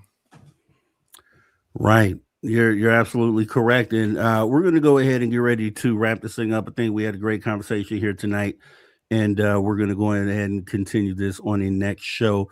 Walter Kokubinski, thanks for coming on in as well. Flat Sixer, I've seen you come in later as well. Appreciate you showing up. Also, Mike Jones, Mike Jones, The Tramp, appreciate you coming on in as well. Who else kind of snuck in here? We had a few other people here. Make sure I get to your Woo Riders, man. You've been cooking all night. Appreciate you for cooking. Miss Catherine Jones, same thing. And I'll go ahead and give you guys a moment to, maybe say something to the audience or to close things out. We'll go ahead and start with you, Cosmic Joe. What do you want to say to the audience before we go tonight? Well, thanks for being here. And I look forward to everyone tuning in every Friday night with us and just join us and join the conversation. Exactly. Come join the conversation. I love that, Cosby Joe. Go ahead, Hillbilly Harry. Anything you want to leave the audience with? Yeah, I'm still tripping a little bit on that last sort of thought you had about the aliens, the ETs maybe don't actually need to be here physically because we're here, and if they can hack our soul stream, maybe they can pop in and drive the bus for a minute. That's sort of an interesting idea. But thanks for hosting us. Thanks for providing space, and I hope everyone has an awesome, happy weekend. I appreciate you, Hillbilly Herb, and you, Paramount. Anything you want to leave them with? Yes, sir. First, I want to apologize to Cosmic Joe. He threw it to me like a broadcasting pro, and I dropped the ball. He caught me grabbing a sip of tea back behind my computer. So I apologize for that. It's all good. And Herb, it was wonderful talking with you, kind of. Yeah, great to chat with you all for sure. Yeah, and I got a line on that strawberry crush you were talking about. We can make that Nice. happen, brother. Okay. Well, I definitely. Rob, of course, thank you so much for hosting us. And quick thing, Flat Sixer brought up. You had it on screen a moment ago about J.D. Vance says he believes that they're a demonic force. They being the aliens, with showing a deference to the Judeo-Christian explanations. That's something I grew up in church, and so I'm always weighing this argument about demons or not, and it just. At times it makes sense. At times there are aspects of it that, yes, I can see where it might look that way. But overall, I have a hard time reasoning out why a demon would be helpful. Demons are here to, hurt us and steal our souls and all that. And they're all about destruction and corruption and everything. Why would a demon help people? Right? There are so many stories where an alien has fixed a person, helped a medical issue, right? They fixed my leg, they fixed my back, they fixed my lungs. I didn't even know I had a problem with my lungs, and they fixed my lungs, right? That doesn't seem like a demon thing. Right? Maybe a demon is a different way, a different type of human, like a demon. They're all different types that present all different sorts of good, bad, ugly, in between. And possibly. it could be just a matter of, they call it demon, we call it malevolent extraterrestrial. I think those two could coexist with each other. You could have it, that would seem pretty demonic if a malevolent extraterrestrial came here to do bad things, and I think they could all be from the same boat. Now, I think the problem comes in. That's okay. I think where the problem comes in, I think we talked about it a couple shows ago. If you guys, anybody out there wants to go back, we talked about how the military had, been telling their soldiers under them, the commanders, that they were fighting this holy war, and that the end of times and was the whole backdrop for this. And then we saw examples of that within the government here, with Hegseth bringing this extremist sort of Christian nationalist pastor in to the DOD to do prayers and things like that. And then we got into the fact that maybe that, because they see this as demons, and they've told Lou Elizondo not to talk about this, you should leave it alone, it's demonic.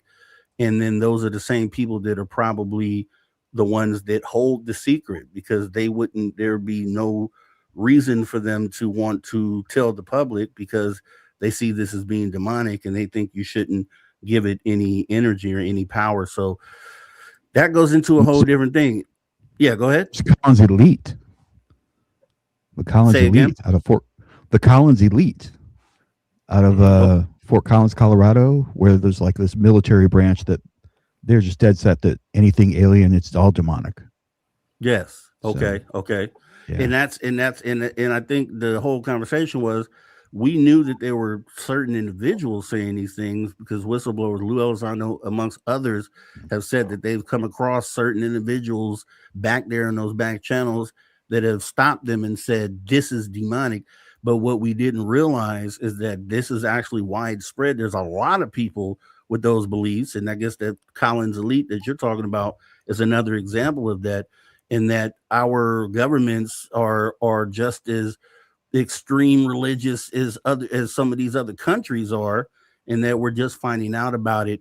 And it would make good sense that that's the reason why they try to keep that secret, and why it hasn't technically leaked out, because it's being protected by those type of individuals. So a couple shows ago, guys, that was a great show. If you guys are into that or want to kind of get into that conversation, I think we talked about that 2 or 3 weeks ago. But with that being said, you guys have been awesome, man. As always, Paramar, you always come in, do a bang up job, man. Appreciate you coming in and joining the conversation tonight. Hillbilly Herb, you as well. Awesome stuff, man. Really appreciate you and the love you guys show also in the chat and just coming in, hanging out, watching the show. Same thing with you, Cosmic Joe. You're always on bright and early, coming in, giving perspective, and I do appreciate it. And let's do this again next week. And to all the viewers out there, I think we can fit 10 people up here. So the more the merrier, and we'll do this again next week. Cool. All right, guys, I'm going to go ahead and get ready to wrap this up. Have a great rest of your night. Take care. Thank you, sir. You too. No problem. Bye, gentlemen. Later. All right, guys. Yeah, another awesome show. When we get to talking about this phenomena, it's a crazy thing. We just don't know what it is. That's why we have these conversations. We do this to try to get to a point of truth and transparency, which is what this channel is based off of. Right? We want is Derek Galloway always points out. I always talk about receipts, and Cosmic Joe brought it up earlier as well. It's just nice to have receipts. Experiences don't always come with receipts, which is totally understandable. But the reason why I always say that is because if you're a person that's out there and you have 15, 20, 30 experiences with the phenomena, it's expected and incumbent of you to try to bring some of that to the table, because this is all about getting to disclosure. And we can't just do that off of stories. We have to have other data to back this up, right? And that's what that's all about. So we'll get together and do this again. Like I said, I've been out based on some family stuff, and like I said, things are looking great now, looking a lot better. I didn't know where this was going initially. When I posted the message, it was, we didn't know if we were going to lose this family member or not, but things are looking really great. And I really feel like it's from the healing energy that you guys sent out there. I always tell this story about my little puppy that was literally passed away. And I'll tell you another time, but basically the puppy came back to life in my hands, and I've been a believer in healing energy ever since then. And I think some of that has played out over this past week or so. And I really appreciate you guys putting that energy out there, showing that you care. I care about all you guys, which is why we do this show and we come together, have these conversations. We do, once again, have the after hour show coming up. And I know I showed you some. I want to just kind of, just because you guys are awesome, man, I want to show you where we're at with it right now. I'm going to run the intro jump in the studio for after hours real quick. This is the after hours studio, and let me run this. Let me run the after hours intro for you guys. This is the final intro for the show. This is how we're going to kick it off each and every night on the After Hours radio show, guys. Check this out, and then we'll wrap this up.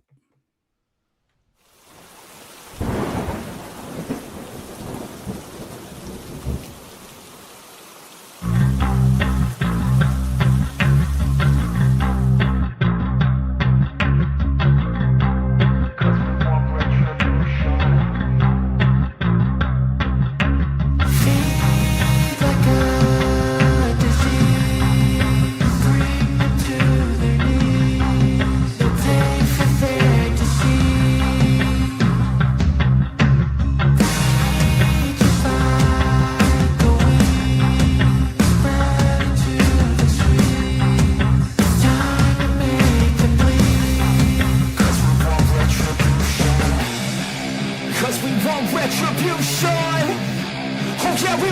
retribution. Oh yeah, we want retribution. Oh yeah, we want retribution. Yeah, we ran out of patience. Boil up with the cold hard hatred. I can feel the vibration. Feet in the streets, it's a new sensation. I wanna break faces on the pavement. I wanna make greatness look complacent. Adrenaline awakened, I can taste it. We can make an impact, grab and then take it. Like a disease, bring to their knees. They'll take for their disease. Rage is like a wind, spread into the streets. It's time to make them bleed. 'Cause we just want retribution. Yes. So that'll be the intro, and we'll have another awesome outro for it as well. So that'll be coming soon, guys. You got to make sure you stay tuned. If you're here for the first time, please consider clicking that subscribe button, letting us know that you'll be back, and also hitting that notification bell so you know next time we go live. We got a lot of awesome stuff planned here on this channel, and we are just getting started. We're getting closer and closer to disclosure day. I can't wait for the movie. I hope everybody goes to see it. We're going to definitely be talking about that more and more as we get closer to the date of that movie release. I really, in my soul, feel like that this movie is going to, for someone just coming in to the UFO topic, I feel like, and I hope that this movie, is just as educational as some of the best documentaries you've seen, plus filling in those holes in the story that we don't have answers to, right? The whistleblowers can't give us the answers to. And I think that's what's going to happen. We'll be back here doing the same thing. Also, please consider hitting that like button, letting us know if you like the show or not, as well as what really helps is leaving comments on the video. So if you wouldn't mind taking a moment to leave some comments after the video is over, and just engaging. YouTube kind of likes that, and we want to get the conversation out there as we go on the road to 1,000 subscribers. Slowly but surely, we are getting there, and we will get there. We'll get there in due time. With that being said, guys, fantastic show again tonight. I'm Mr. Rob G. This is the Friday Night Live call-in show. Appreciate everybody who came up on stage tonight and everyone who participated in the chat, and even the lurkers out there. Maybe next time we can get you in the chat and eventually get you up on stage. With that being said, I'm about to wrap this thing up. Have a great rest of your night. Take care. Till next time.